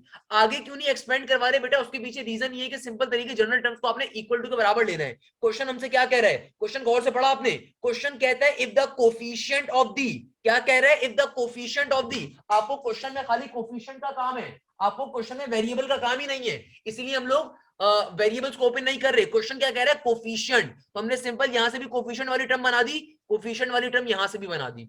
अब क्वेश्चन क्या कह रहा है कि ये दोनों कोफिशिएंट वाली टर्म्स आपस में क्या है? बराबर हैं। यानी कि 18 कॉम्बिनेशन 2r प्लस थ्री किसके बराबर है? 18 कॉम्बिनेशन r माइनस थ्री के। तो भाई अभी जो इतनी देर लगा के प्रॉपर्टी समझी है, उस प्रॉपर्टी को सिंपल तरीके से अप्लाई करना है मेरा बेटा। क्या दोनों के एंड्स एक दूसरे के बराबर हैं? बिल्कुल बराबर हैं। तो नीचे वाली चीज क्या हो जाती है? नीचे वाली चीज क्या हो जाती है? सिंपल तरीके से n is equal to R one plus R two. तो हमारे पास फॉर्मूला क्या बन जाता है? n is equal to R one plus R two. यानी कि कभी भी दो कॉम्बिनेशन अगर इक्वल टू के आमने सामने आ जाए और उनके n भी बराबर हो, तो सिंपल तरीके से n किसके बराबर आ जाता है? दोनों के पर्टिकुलर n टर्म्स की सम के। क्या बन जाएगा? 18 is equal to 2r plus three plus का r माइनस का थ्री। तो plus three minus three cancel out. Simple तरीके से क्या बच गया आपके पास? आपके पास यहाँ पे r माइनस थ्री सही है। क्या बन गया भैया? सिंपल तरीके से plus three minus three cancel out. यहाँ पे क्या हो गया? 18 is equal to 2r plus r किसके बराबर आ जाएगा? 3r के। 3 वन जार 3, 3 6 जार 18। तो फाइनली r की वैल्यू क्या आ जाएगी मेरा बेटा? 6 आ जाएगी। क्वेश्चन दोबारा समझा देता हूँ, किसी भी बच्चे को कोई भी मसला है मेरा बेटा, क्वेश्चन बहुत इंपॉर्टेंट है। बिलियंस एंड बिलियन डॉलर्स का एक क्वेश्चन है खाली। क्वेश्चन में क्या बात की जा रही है आपसे? क्वेश्चन में आपसे कहा जा रहा है कि भाई आपके पास एक टर्म गिवन है 2r प्लस 4th टर्म, एक टर्म गिवन है r माइनस का 2th टर्म। आपसे कह रहा है कि भाई ये दोनों की दोनों टर्म्स बराबर हैं, ये दोनों की दोनों टर्म्स एक दूसरे के क्या है? बराबर हैं। और किसके बराबर है? एक ऐसी एक्सपेंशन की जिसकी वैल्यू उसने आपको दे दी 1 प्लस एक्स की पावर 18। देखो क्वेश्चन का कॉन्सेप्ट पहले समझो। क्वेश्चन में तुम्हें टी एच टर्म गिवन है। टी एच टर्म का मतलब क्या है? कि जर्नल टर्म के ऊपर एक्सपेंड करवाओगे। कैसे एक्सपेंड करवाओगे भाई? एक्सपेंड करवाने के लिए मैंने इतना तोड़ तोड़ के बता दिया, मेरे ख्याल में अब किसी नर्सरी क्लास के बच्चों को बात क्लियर हो गई होगी कि भाई आपको क्वेश्चन में हलवा पका के नहीं दिया, वो हलवा पकाना है। यानी कि आपको पता है कि जनरल टर्म का फॉर्मूला क्या होता है? General formula T r plus one. तो भाई इस टर्म को पहले ब्रेक करोगे आर और वन की फॉर्म में। कैसे ब्रेक करूंगा भाई? जिसका कांस्टेंट पार्ट है उसके अंदर एक वन निकाल दूंगा, क्योंकि वो एक वन तो जो होता है वो जनरल टर्म का होता है ना भाई। तो क्या बन गई मेरे पास? आर की वैल्यू क्या आ जाएगी? 2r प्लस थ्री प्लस का वन, ये फॉर्मूले का यूनिट। तो इसको हमने एक्सपेंड करवा दिया इसके फॉर्मूले के ऊपर, जनरल फॉर्मूले के ऊपर। सर आगे क्यों नहीं सॉल्व करवाया? क्योंकि मेरा बेटा क्वेश्चन में खाली कोफिशिएंट का कहा हुआ है। कोफिशिएंट का कहा हुआ है, तो भाई वेरिएबल्स को हम क्यों सॉल्व करवा के अपनी जिंदगी को आसान बनाए? कोफिशिएंट कहा पे तो खाली कोफिशिएंट का काम कर दिया। तो यहां से मेरे पास ये वैल्यू आ गई। सेम गोस फॉर यहाँ पे इसको ऐसे ओपन करा। अब आप सोच रहे हो सर ये r माइनस टू था, आपने माइनस थ्री प्लस वन पे कैसे ओपन करा? भाई देखो मुझे प्लस वन चाहिए बाहर, तो माइनस टू को कैसे ब्रेक करूं कि प्लस वन आ जाए? माइनस टू को ऐसे ब्रेक करना है कि माइनस टू भी डिस्टर्ब ना हो और प्लस वन भी आ जाए। तो भाई बचपन में बात पड़ी थी कि माइनस थ्री प्लस वन कर दोगे तो आपके किसके बराबर आएगा? माइनस टू के बराबर होगा। तो इस माइनस टू की जगह पे क्या लिख दिया? माइनस थ्री प्लस वन, ताकि ये बाहर वाला प्लस वन भी मिल जाए फॉर्मूले का और ये अंदर वाली टर्म भी सेटिस्फाई हो जाए हमारी। सिंपल तरीके से यहाँ पे आर की वैल्यू क्या आ गया? Minus three. अगेन फॉर्मूले को एक्सपेंड करवा दिया कोफिशिएंट के ऊपर, तो क्या बन गया? 18 कॉम्बिनेशन आर माइनस थ्री। अब दोनों, चूंकि क्वेश्चन आपसे कह रहा था कि इस ये कोफिशिएंट और ये कोफिशिएंट आपस में क्या है? बराबर हैं।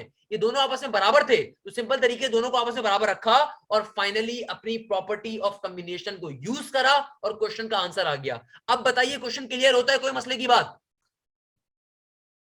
बस बेटा आज की क्लास को लास्ट दो क्वेश्चंस के ऊपर ऑफ करेंगे। एक क्वेश्चन पहले आसान करवाऊंगा, उसके बाद एक मुश्किल क्वेश्चन करवाऊंगा जो कि बेतहाशा इंपॉर्टेंट क्वेश्चन है, बड़े मजे का क्वेश्चन है।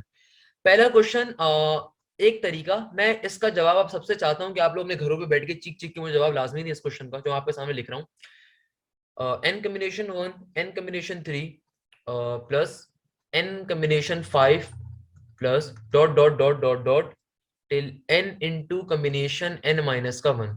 बताइए इसका आंसर किसके बराबर होना चाहिए। हम इस पूरी बात को डिस्कस कर चुके हैं, ये मैंने आपके सामने लिखे क्या है। पहले तो आप इस बात को गौर करिए जल्दी से, मैं आपको कुछ सेकंड्स का टाइम देता हूँ, जल्दी से आप सोचिएगा मैंने आपके सामने लिखा क्या है। सर कम्बिनेशन लिखे हैं, बेटा मुझे भी बात मालूम है कि मैंने कम्बिनेशन लिखे हैं, मगर हम क्या पढ़ रहे थे और हमने किस चीज से कम्बिनेशन लिखे हैं, गौर से सोचिएगा। Very good, very good sir, ये आपने ऑड कोफिशिएंट्स लिखे हैं। बिल्कुल मेरा बेटा, नस्ट में एक दफा ये क्वेश्चन इस तरीके से आया बच्चे को कंफ्यूज करने के लिए कि भाई उसने इस तरीके की जर्नल स्टम्प बना के दे दी और कहा कि बताओ इसका आंसर किसके बराबर होगा। भाई देखो क्या लिखा हुआ है, कि तमाम के तमाम क्वेश्चन के ऑड कोफिशिएंट्स का क्या हो रहा है, सम हो रहा है। सर आपको कैसे पता चला ऑड कोफिशिएंट है। अल्लाह के बंदे, कोफिशिएंट होता ही क्या है, वेरिएबल के साथ लिखा गया नंबर। तो ये कॉम्बिनेशन वाली जो चीज होती है यही तो खाली नंबर होती है मेरे पास बायनोमियल थ्योरम के अंदर। तो भाई ये क्या हो रहा है, ऑड कोफिशिएंट्स का सम हो रहा है, तो किसके बराबर होगा, 2 की पावर n माइनस 1 के। अच्छा तो बेटा बस आज की क्लास को इस क्वेश्चन के ऊपर एंड करेंगे। It is one of the most most most important question जो कि नस साइट के ऊपर बेतहाशा दफा पूछा जा चुका है, आईबीएस साइट पे बेतहाशा दफा पूछा जा चुका है, एनईडी साइट के ऊपर बेतहाशा दफा पूछा जा चुका है। एनईडी के ऊपर इसका हल्का क्वेश्चन आया था, नस के ऊपर ऑब्वियसली ये यूटी लॉ के ऊपर ये क्वेश्चन एज इट इज आया था। क्वेश्चन लिख लीजिए, क्या क्वेश्चन है, the coefficient of x4, the coefficient of x power 4, the coefficient of x power 4 in the expansion of the product, the coefficient of x power 4, the coefficient of x power 4, the coefficient of x power 4 in the expansion of the product, in the expansion of the product 1 plus 2x की power 4 into 2 minus का x की power 5। दोबारा से question सुन लीजिए, the coefficient of x power 4 in the expansion of the product 1 plus 2x की power 4 into 2 minus x की power 5। भाई देखिए क्वेश्चन इंपॉर्टेंट क्यों है, बहुत दफा एनईटी साइट के ऊपर या नस साइट के ऊपर भी क्वेश्चन बड़ा सिंपल सा आता है। क्वेश्चन लेट सपोज ये आ जाता है 1 plus 3x की पावर 5 है, आपको इस पर्टिकुलर बायनोमियल थ्योरम को एक्सपेंड करवाइए कि आप बता सकें कि x की पावर 5 का कोफिशिएंट क्या आ रहा है। यानी कि बहुत दफा सिंगल बायनोमियल एक्सपेंशन नस्ट के पेपर में या एनईडी के पेपर में या फास्ट के पेपर में या जीआई के यूईटी के लाहौर के पेपर में पूछी जाती है। एक सिंगल बायनोमियल एक्सपेंशन पूछी जाती है और कहा जाता है बताओ x की पावर 5। भाई सिंपल से इसका मतलब क्या है कि आप बायनोमियल थ्योरम को एक्सपेंड करवाओगे, बायनोमियल थ्योरम के ऊपर इस एक्सपेंशन को एक्सपेंड करवाओगे, आपके पास जाहिर सी बात है x की पावर 1, x की पावर 2, x की पावर 3, x की पावर 4 और फाइनली x की पावर 5 के ऊपर आंसर आ जाएंगे। तो जो x की पावर 5 का कोफिशिएंट होगा वो क्या होगा, आपका आंसर होगा। मगर ये किस सूरत में होगा, अगर क्वेश्चन में सिर्फ एक एक्सपेंशन गिवन है तब तो सिंपल तरीके से क्या कर सकते हैं, एक्सपेंड करवा सकते हैं। मगर यहां पे क्वेश्चन ने हमें क्या कहा हुआ है, यहां पे क्वेश्चन हमसे कह रहा है कि भाई तुम्हें x की पावर 4 का कोफिशिएंट तो निकालना है, मगर किससे निकालना है, ऐसी टर्म से निकालना है जो कि दो बायनोमियल एक्सपेंशन आपस में मल्टीप्लाई हो रही है। यानी कि दो बायनोमियल एक्सपेंशन आपस में मल्टीप्लाई हो रही है। क्वेश्चन क्या कह रहा है कि भाई x की पावर 4 का कोफिशिएंट तो निकाल के बताओ, मगर किससे निकाल के बताओ, दो बायनोमियल एक्सप्रेशन आपस में मल्टीप्लाई हो रही है उनसे निकाल के बताओ। कोई बात नहीं, अभी निकाल लेते हैं। देखो ये क्वेश्चन बेतहाशा इंपॉर्टेंट है, बिलियंस एंड बिलियन डॉलर्स का क्वेश्चन है। क्वेश्चन सॉल्व करने की शॉर्ट ट्रिक क्या है कि भाई तुम इंडिविजुअल काम करो, आप 1 plus 2x की पावर 4 का बायनोमियल एक्सपेंशन अलग फाइंड करो, 2 minus x की पावर 5 का अलग फाइंड करो। तो अगर मैं पहले 1 plus 2x की पावर 4 का बायनोमियल एक्सपेंशन फाइंड करने के ऊपर जाऊं तो बेटा कैसे फाइंड करूंगा। अब तक आज की पूरी क्लास में हमने पढ़े binomial expansion, binomial expansion, binomial theorem है, तो आई होप सबके लिए इजी होगा। कैसे सॉल्व करेंगे मेरा बेटा, सिंपल तरीके से a की power n that will be 1 की पावर 4, लिखने की नीड नहीं है, लिख देते हैं 1 की पावर 4, आगे क्या बन जाएगा प्लस का सिंबल, फिर क्या हो जाएगा सिंपल तरीके से 4 कॉम्बिनेशन 1 और फिर क्या हो जाएगा a की पावर 4 माइनस 1 यानी कि 1 की पावर 4 माइनस 1। आगे क्या हो जाएगा मेरा बेटा, आगे सिंपल तरीके से हो जाएगा 2x की पावर 1 का 1 फिर प्लस का सिंबल, आगे क्या होगा 4 कॉम्बिनेशन 2, ए क्या है 1, 1 की पावर में क्या आ जाएगा आपके पास, सिंपल तरीके से आपकी बारी में आएगा 4 माइनस का 2, बी क्या है बी 2x की पावर में क्या आ जाएगा सिंपल तरीके से 2, उससे अगला क्या हो जाएगा 4 कॉम्बिनेशन 3, आगे क्या हो जाएगा मेरा बेटा 1, 1 की पावर में क्या आ जाएगा 4 माइनस 3 और बी की पावर में क्या आ जाएगा 2x की पावर 3, फिर आगे क्या हो जाएगा 4 कॉम्बिनेशन में यानी कि लास्ट वाली टर्म आ गई तो लास्ट वाली टर्म में खाली बी वाली वैल्यू को लिख दूंगा मैं 2x की पावर 4। अच्छा भाई, तो इसको अगर मैं सॉल्व करवा लूं, अब यहाँ पे आपको काम आएगा किसका, पास्कल लॉ का, क्योंकि देखो ये क्वेश्चन नस्ट में एक एमसीक्यूज के तौर पे आया। एक एमसीक्यूज का मतलब कि एक नंबर के लिए खाली आया है। तुम्हारा क्या ख्याल है आधा घंटा लगा दूं क्या इसको सॉल्व करने में? नहीं भाई, पास्कल लॉ यहाँ पे काम करेंगे। कैसे भाई, देखो ऑल्दो यार ये छोटी चीजें मालूम होनी चाहिए कि 4 कॉम्बिनेशन 1 की वैल्यू क्या है, 4 कॉम्बिनेशन 2 की वैल्यू क्या है, ऑल्दो बातें मालूम होनी चाहिए। बट स्टिल अगर नहीं मालूम तो आप जल्दी से आके चेक कर सकते हो कि भाई पावर 4 के ऊपर आपके कोफिशिएंट्स क्या आ रहे हैं, तो आप उन कोफिशिएंट्स उठा के लिख सकते हो। फॉर एग्जाम्पल 1 का 1 यहाँ पे एज इट इज रहेगा। 4 कॉम्बिनेशन 1 का मतलब क्या होता है, 4 कॉम्बिनेशन 1 4 ही होता है, पास्कल लॉ भी चेक करना 4 ही आ रहा होगा। और यहाँ पे क्या बन जाएगा, सिंपल तरीके से ब्रैकेट में इंटू 2x है ना, तो 4 2 क्या हो जाएगा 8। कोफिशिएंट की वैल्यू क्या है 4, और ये 2x से मल्टीप्लाई होगा तो क्या बन जाएगा 8x बन जाएगा। क्या बन जाएगा मेरा बेटा 8x बन जाएगा। प्लस का सिंबल, भाई 4 कॉम्बिनेशन 2 क्या होता है, 4 कॉम्बिनेशन 2 सिंपल तरीके से 6 होता है। और यहाँ पे क्या आ रहा है 2x के ऊपर पावर स्क्वायर आ रही है, तो 2x पावर स्क्वायर इसका मतलब क्या है, सिंपल तरीके से 2 का स्क्वायर 4, तो 4 इंटू 6, 4 6 हमारे पास क्या हो जाएगा मेरा बेटा, स्क्वायर टू ऑब्वियस 24। बिल्कुल मेरा बेटा क्या बन जाएगा 24 x square, obviously x square हो जाएगा। आगे क्या हो जाएगा 4 कॉम्बिनेशन 3। 4 कॉम्बिनेशन 3 क्या होता है मेरा बेटा, 4 ही होता है 4 कॉम्बिनेशन 3 भी। और यहाँ पे क्या हो रहा है 2 की पावर क्यूब, तो जाहिर सी बात है 2 की पावर क्यूब का मतलब क्या है 8, तो 8 इंटू 4 जब मैं करूंगा भाई ये 4 और 8 मल्टीप्लाई हो जाएंगे ना, तो क्या बन जाएगा मेरे पास 32 बन जाएगा। क्या हो जाएगा 32 x क्यूब। 1 की पावर्स को निगलेक्ट करेंगे भाई, 1 के ऊपर पावर हो कोई फर्क नहीं पड़ता 1 की किसी पावर का। और 2 की पावर 4 क्या हो जाएगी मेरा चंदा, 2 की पावर 4 हमारे पास बेटा क्या हो जाएगी, सिंपल तरीके से if I am not wrong 16, obviously सी बात है भाई क्या हो जाएगी 16 हो जाएगी। तो क्या बन जाएगा 16 एक्स की पावर 4। इस तरीके से हमारे पास ये फाइनली आंसर आ गया बाइनोमियल एक्सपेंशन का इसका। आपने अभी इस आंसर को अपने पास एज इट इज सेव रखना है, आपने कोई भी मुश्किल काम नहीं करना। आपने अभी सिर्फ इस आंसर को क्या करना है, अपने पास सेव रखना है। आपने भी इसका और कुछ नहीं करना। अब आप दूसरी वाली टर्म पे जल्दी से चले जाइए और उसका भी आंसर फाइंड कर लीजिए। भाई आज की क्लास में हमने सीख लिया ना, अब तो ये काम आपके लिए बिल्कुल हलवे का मानंद है। भाई इसमें अब कोई मसला थोड़ी है। अब 2 माइनस एक्स की पावर 5 के ऊपर अगर मैंने बाइनोमियल एक्सपेंशन अप्लाई करना है या इसको एक्सपेंड करवाना है बाइनोमियली, कैसे करवाएंगे भाई, अब तो सीख चुके हैं। मेरा बेटा क्या बन जाएगा सिंपल तरीके से a की पावर n यानी कि 2 की पावर 5, आगे क्या हो जाएगा मेरा बेटा, सिंपल तरीके से n कॉम्बिनेशन 1, तो n कॉम्बिनेशन 1 का मतलब क्या है 5 कॉम्बिनेशन 1, a यानी कि 2, 5 माइनस का 1, b यानी कि x। अब देखो जो मेरे पास ये सेकंड टर्म आ रही है कैसी आ रही है, नेगेटिव वाली। तो ये बात भी मैं लास्ट लेक्चर में भी इस लेक्चर में समझा चुका हूं कि जब कभी आपकी बाइनोमियल एक्सपेंशन नेगेटिव की होती है तो आपकी जो टर्म्स एक्सपेंड हो रही होती है, ओपन हो रही होती है, कैसी होंगी, अल्टरनेट साइन के ऊपर। पहली टर्म अगर पॉजिटिव है तो दूसरी कैसी होगी, नेगेटिव के ऊपर होगी। अब ये सारी छोटी छोटी बातें आपको ध्यान में रखनी है। एक्स की पावर क्या हो जाएगी, सिंपल तरीके से मेरा बेटा एक्स की पावर हमारे पास क्या आ जाएगी, 1 आ जाएगी। अब सेकंड टर्म नेगेटिव तो थर्ड टर्म क्या होगी, पॉजिटिव। क्या बन जाएगा 5 कॉम्बिनेशन 2। 2 की पावर क्या हो जाएगी, सिंपल तरीके से 5 माइनस का 2। और b यानी कि x की पावर क्या हो जाएगी, सिंपल तरीके से ये हो जाएगी, अल्लाह भला करे क्या, हमारे पास it will be obviously 2। And then positive term थी पिछली वाली, तो अगली कैसी होगी, नेगेटिव होगी। क्या बन जाएगा 5 कॉम्बिनेशन 3, आगे क्या हो जाएगा 2 की पावर 5 माइनस का 3, b यानी कि x की पावर क्या हो जाएगी मेरा बेटा 3 का 3। फिर आगे क्या हो जाएगा मेरा बेटा, सिंपल तरीके से पॉजिटिव का 5 कॉम्बिनेशन 4, a के ऊपर 5 माइनस का 4, b यानी कि x के ऊपर क्या हो जाएगा 4 का 4। और फिर लास्ट में क्या हो जाएगा 5 कॉम्बिनेशन 5, a यानी कि 2 के ऊपर 5 माइनस 5 तो लिखने की नीड नहीं होती, लास्ट वाले टर्म को सिंपल तरीके से b की पावर n लिख देंगे।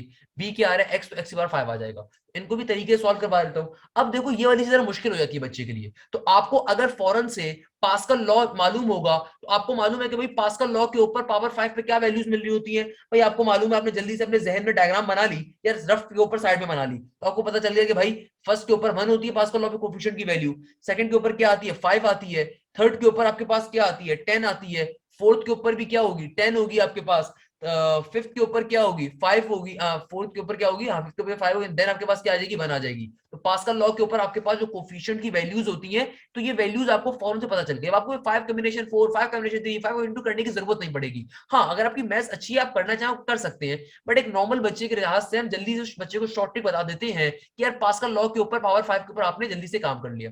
अब क्या करोगे, 2 की पावर 5 क्या होती है मेरा बेटा 32, सही है ना भाई।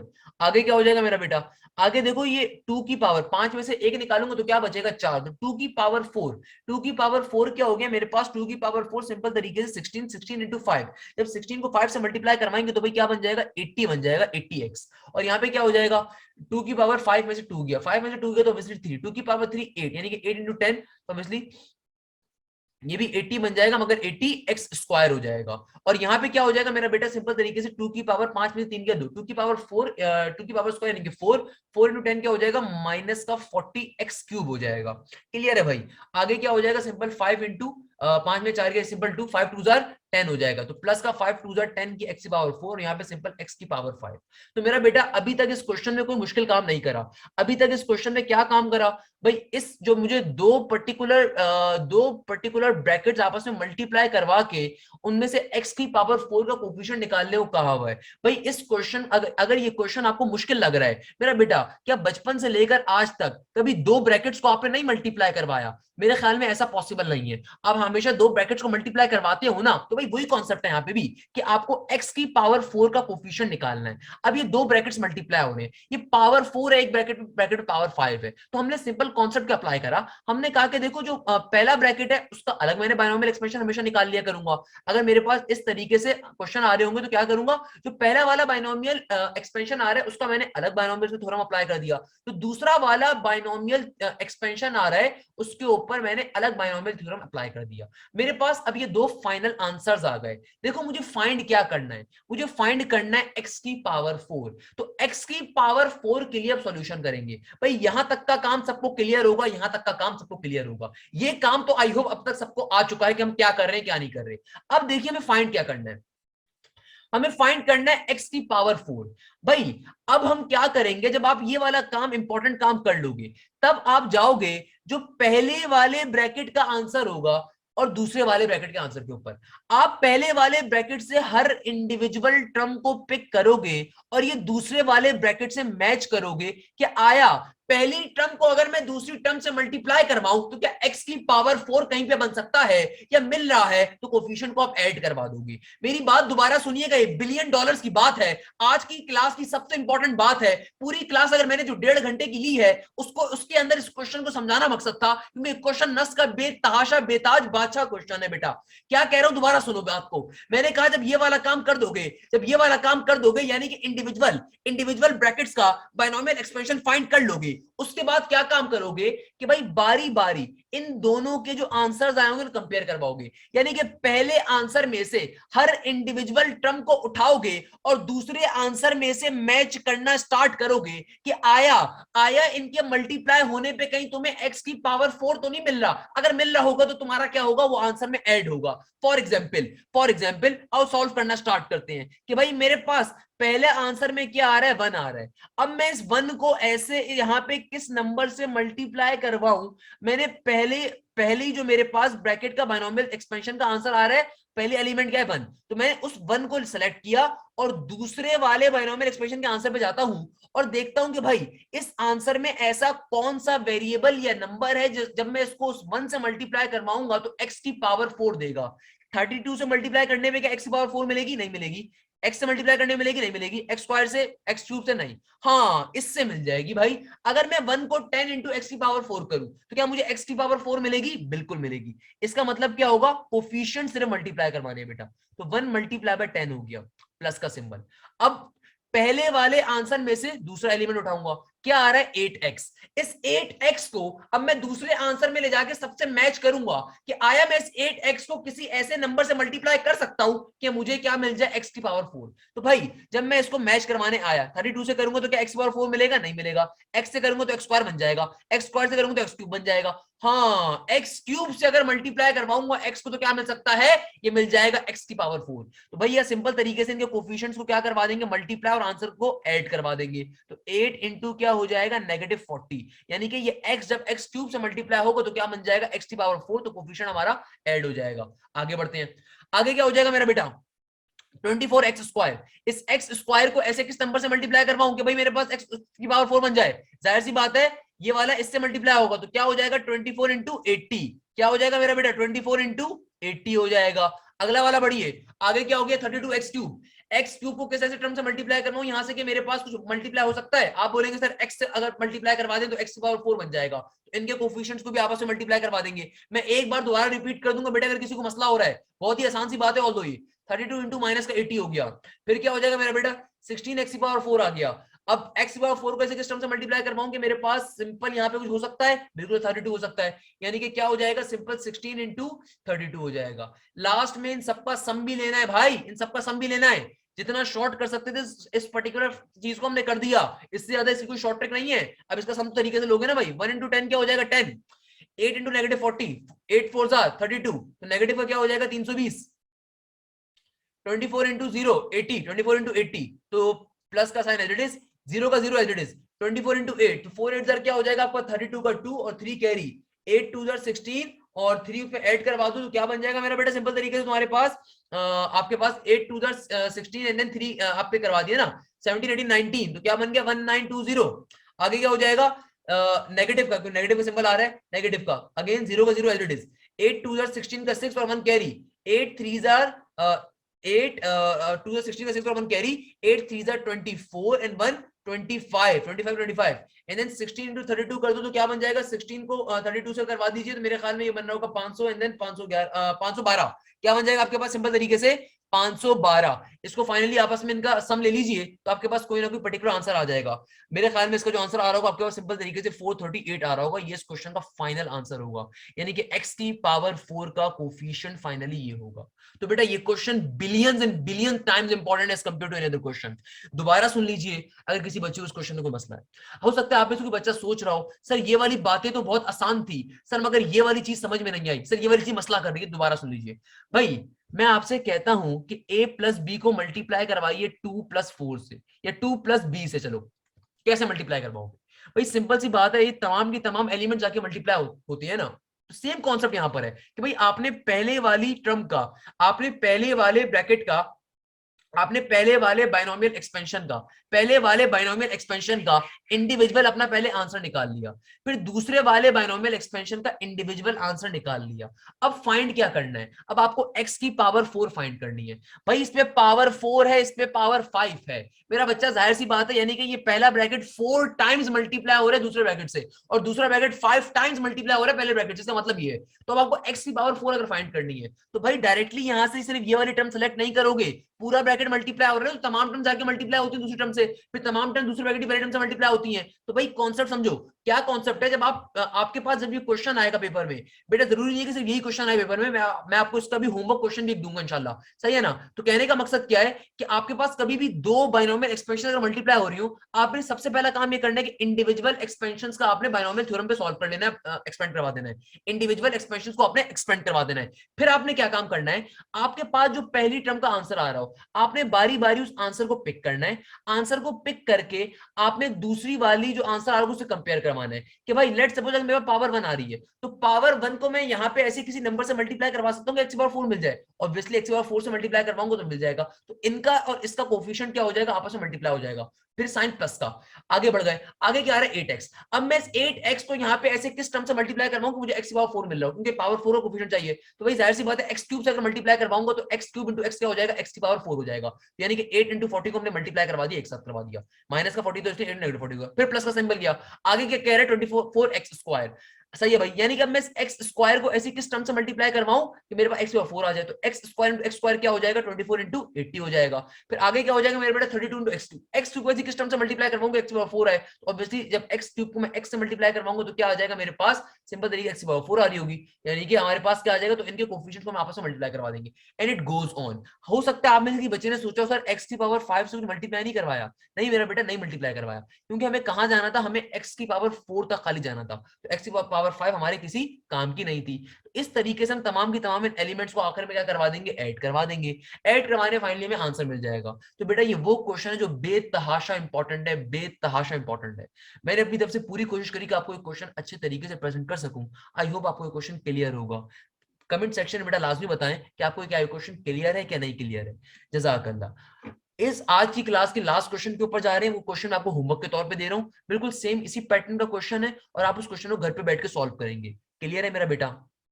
जल्दी से क्वेश्चन लिखिए, जल्दी से क्वेश्चन लिखिए, एक होमवर्क क्वेश्चन लिखिए, बिल्कुल सेम इसी पैटर्न का क्वेश्चन है, क्योंकि बेटा ये क्वेश्चन बहुत ज्यादा आईबीएस साइड, यूईटी साइड, नस साइड की ओर पूछे जाते हैं, तो आपको लाजमी आने चाहिए। क्वेश्चन आपसे कह रहा है the coefficient of x square, the coefficient of x square, the coefficient of x square in the expansion of, the coefficient of x square, the coefficient of x square in the expansion of 1 minus 2x की power 4 into 3 plus x की power 6। क्या कह रहा है question? Question कह रहा है भाई, क्या कह रहा है क्वेश्चन? कहता है the coefficient of x square, find the coefficient of x square in the expansion of 1 minus 2x की पावर 4 इंटू 3 प्लस एक्स की पावर 6, या 3 प्लस एक्स की पावर 5 है, बल्कि सॉरी क्या है, 3 प्लस एक्स की पावर 5 है मेरा बेटा ये। अच्छा भाई, क्वेश्चन को सॉल्व करने का तरीका मैंने ऑल दो क्वेश्चन पूरा समझा दी, फिर भी बता देता हूं कि भाई सबसे पहले 1 माइनस 2x की पावर 4 को ऊपर बायनोमियल थ्योरम का फॉर्मूला अप्लाई करोगे, इसका एक अपना इंडिविजुअल आंसर आ जाएगा। फिर 3 प्लस एक्स की पावर 5 के ऊपर बायनोमियल थ्योरम को सॉल्व, बायनोमियल थ्योरम का फॉर्मूला अप्लाई करोगे, उसको एक्सपेंड करवाओगे, उसका अपना आंसर आ जाएगा। दोनों को आपस में कंपेयर करवाओगे उन तमाम के तमाम वेरिएबल्स के ऊपर जिनके ऊपर आपको एक्स स्क्वायर मिल सकता होगा, जिनके ऊपर आपको एक्स स्क्वायर मिल सकता होगा, खाली उन्हीं वेरिएबल्स को कंपेयर करवाओगे और उनके कोफिशिएंट्स को मल्टीप्लाई करवा के ऐड करवा दोगे और लास्ट में फाइनल आंसर निकाल लोगे। आई बिलीव कि इस क्वेश्चन का जो आंसर आ रहा होगा दैट विल बी 2862। आप फिर भी क्रॉस चेक कर लीजिएगा और मुझे कमेंट सेक्शन में लाजमी बताइएगा कि आपका यही आंसर आ रहा है या नहीं आ रहा। क्लियर है मेरा बेटा? यहाँ पे हम आज के लेक्चर को एंड कर सकते हैं। बेटा मैं हमेशा एक बात कहता हूँ, प्रैक्टिस लाजमी करें। बेटा to be very honest, as a teacher आपके लिए सबसे ज्यादा जो फखरिया मुकाम होता है वो उस वक्त होता है जब आपके स्टूडेंट्स आपको अपनी अचीवमेंट शेयर करें। और अल्हम्दुलिल्लाह मेरे नंबर ऑफ स्टूडेंट जब आके मुझसे मेरी अचीवमेंट शेयर करते हैं, अपनी अचीवमेंट्स, कि सर मैं इधर नस्ट में बैठा हूँ, सर आईबी में बैठा हूँ, सर एनईडी में बैठा हूँ, सर यूईटी में बैठा हूँ, या XYZ, तो ऑब्वियसली एज अ टीचर वो मोमेंट बड़ा प्राउड होता है। हम प्राउड करते हैं उस मोमेंट को, क्योंकि बेटा उतनी जो मेहनत करी होती है ना, ऐसा लगता है कि शायद उसका फल मिल गया आपको। कहने का, आपको बताने का मकसद ये है कि भाई वो तमाम बच्चे भी आप ही के जैसे बच्चे होते हैं, बट वो बच्चे सिर्फ एक काम लाजमी करते हैं, दैट इज प्रैक्टिस। आपने भी प्रैक्टिस करनी है बेटा। अगर आप प्रैक्टिस करोगे तभी तो आप एग्जाम में क्वेश्चन को सॉल्व कर सकोगे। अगर आप ये सोचते हो कि यार मैंने एक क्वेश्चन आज सॉल्व कर लिया, अब तो शायद मैं भूलूंगा ही से, बेटा सबसे बड़ी गलतफहमी यही होती है। कोशिश करें वीकली रिवाइज करें। वीकली रिवाइज नहीं कर सकते, एटलीस्ट मंथली तो कम से कम सारा काम जब तक हो चुका है वो लाजमी रिवाइज करें। एप्टीट्यूड के अंदर हमेशा एक चीज बहुत ज्यादा मैटर करती है, फॉर्मूलाज भी और रिवीजन भी। कोशिश करें प्रैक्टिस ज्यादा से ज्यादा करें, स्पेशली जिन क्वेश्चंस में आपको इशू आता है उन क्वेश्चंस को तो और ज्यादा अच्छे तरीके से सॉल्व करें। क्लियर है बेटा? ये जो क्वेश्चन है लेंदी, देखो बेटा मैं हमेशा एक बात कहता हूं, आपके पास अगर नस्ट का पेपर है तो बेटा नस्ट के पेपर में आपके 80 एमसीक्यूज आपके पेपर में आएंगे। अब आप हर एमसीक्यूज को, मैथ्स के एमसीक्यूज को इतना टाइम नहीं दे सकते, तो भाई कुछ एमसीक्यूज ऐसे होंगे जो जल्दी सॉल्व होंगे। सेम गोज फॉर एनईडी के 25 एमसीक्यूज आएंगे आपके पास। अब आपके पास जो 25 एमसीक्यूज आ रहे हैं भाई, उनमें से कुछ लेंदी भी होंगे फॉर गॉड सेक। अब हर एमसीक्यूज को 5 मिनट नहीं दे सकते, आप 3 मिनट भी नहीं दे सकते एमसीक्यूज को। तो कुछ एमसीक्यूज आपसे जल्दी सॉल्व होंगे जिनकी आपकी प्रैक्टिस होगी। तो जिस बच्चे की प्रैक्टिस अच्छी होगी वो मेजोरिटी एमसीक्यूज को, छोटे एमसीक्यूज जल्दी सॉल्व कर लेगा, और जिसकी प्रैक्टिस नहीं होगी वो बेमौत मारा जाएगा, वो बेमौत मारा जाएगा। Same goes for the nurse कि भाई अगर 80 एमसीक्यूज आते हैं मैथ्स में, तो भाई एग्जामिनर को बात पता है तो 40 से 30 एमसीक्यूज आसान दिए जाते हैं। ये वो एमसीक्यूज होते हैं जो कि एग्जामिनर समझता है कि नॉर्मल बच्चा इजीली सॉल्व कर सकता है। बाकी फिर डिफिकल्ट एमसीक्यूज आते हैं 20 से 25, और फिर लेंथी एमसीक्यूज दिए जाते हैं जानबूझ के 20, ताकि बच्चा बैलेंस आउट हो सके। अगर आप प्रैक्टिस करते रहेंगे तभी आपको ये एमसीक्यूज इजीली क्लियर होंगे। इसलिए मैंने पास्कल लॉ भी आपको पढ़ा दिया कि अगर आप में से किसी बच्चे को जल्दी कम्बिनेशन करने में सुस्ती हो रही थी, या कम्बिनेशन करते हुए सोच रहा था, या वो इस बात को सोच रहा था कि सर कम्बिनेशन सबका निकालना पड़ेगा, बार बार कोने में ले जाके कम्बिनेशन निकाला करेंगे, तो मैंने इसलिए आपको पास्कल लॉ भी सिखा दिया कि आपको कोफिशिएंट का डायरेक्टली वैल्यूज आ जाए आपके पास। क्लियर है मेरा बेटा? तो इस तरह के क्वेश्चन, लेंथी क्वेश्चन बिल्कुल हम आगे भी सॉल्व करेंगे, मगर सॉल्व इसलिए करवाऊंगा ताकि अगर पेपर में तुम्हारे पास आ रहा है तो दूसरे बच्चे की तरह तुम ब्लैंक ना बैठे हो। दूसरा बच्चा जो शायद इस तरह के एमसीक्यूज को पहली दफा अपने पेपर में देखेगा, वो आपको अल्हम्दुलिल्लाह पहले ही मैं अपने लेक्चर्स में कवर करवा रहा हूं, क्योंकि मेरा हर लेक्चर बेटा किसी न किसी यूनिवर्सिटी के पास पेपर के ऊपर डिपेंडेंट होता है। इसी बात के ऊपर आज के लेक्चर को एंड करेंगे कि आप जहां भी हैं, जैसे भी इंशाल्लाह खैरियत से होंगे, और ज्यादा से ज्यादा मैथ्स की प्रैक्टिस करेंगे और आने वाले एग्जाम की तैयारी बहुत अच्छे तरीके से करेंगे। जज़ाक अल्लाह, thank you so much. Hashim Zia signing of.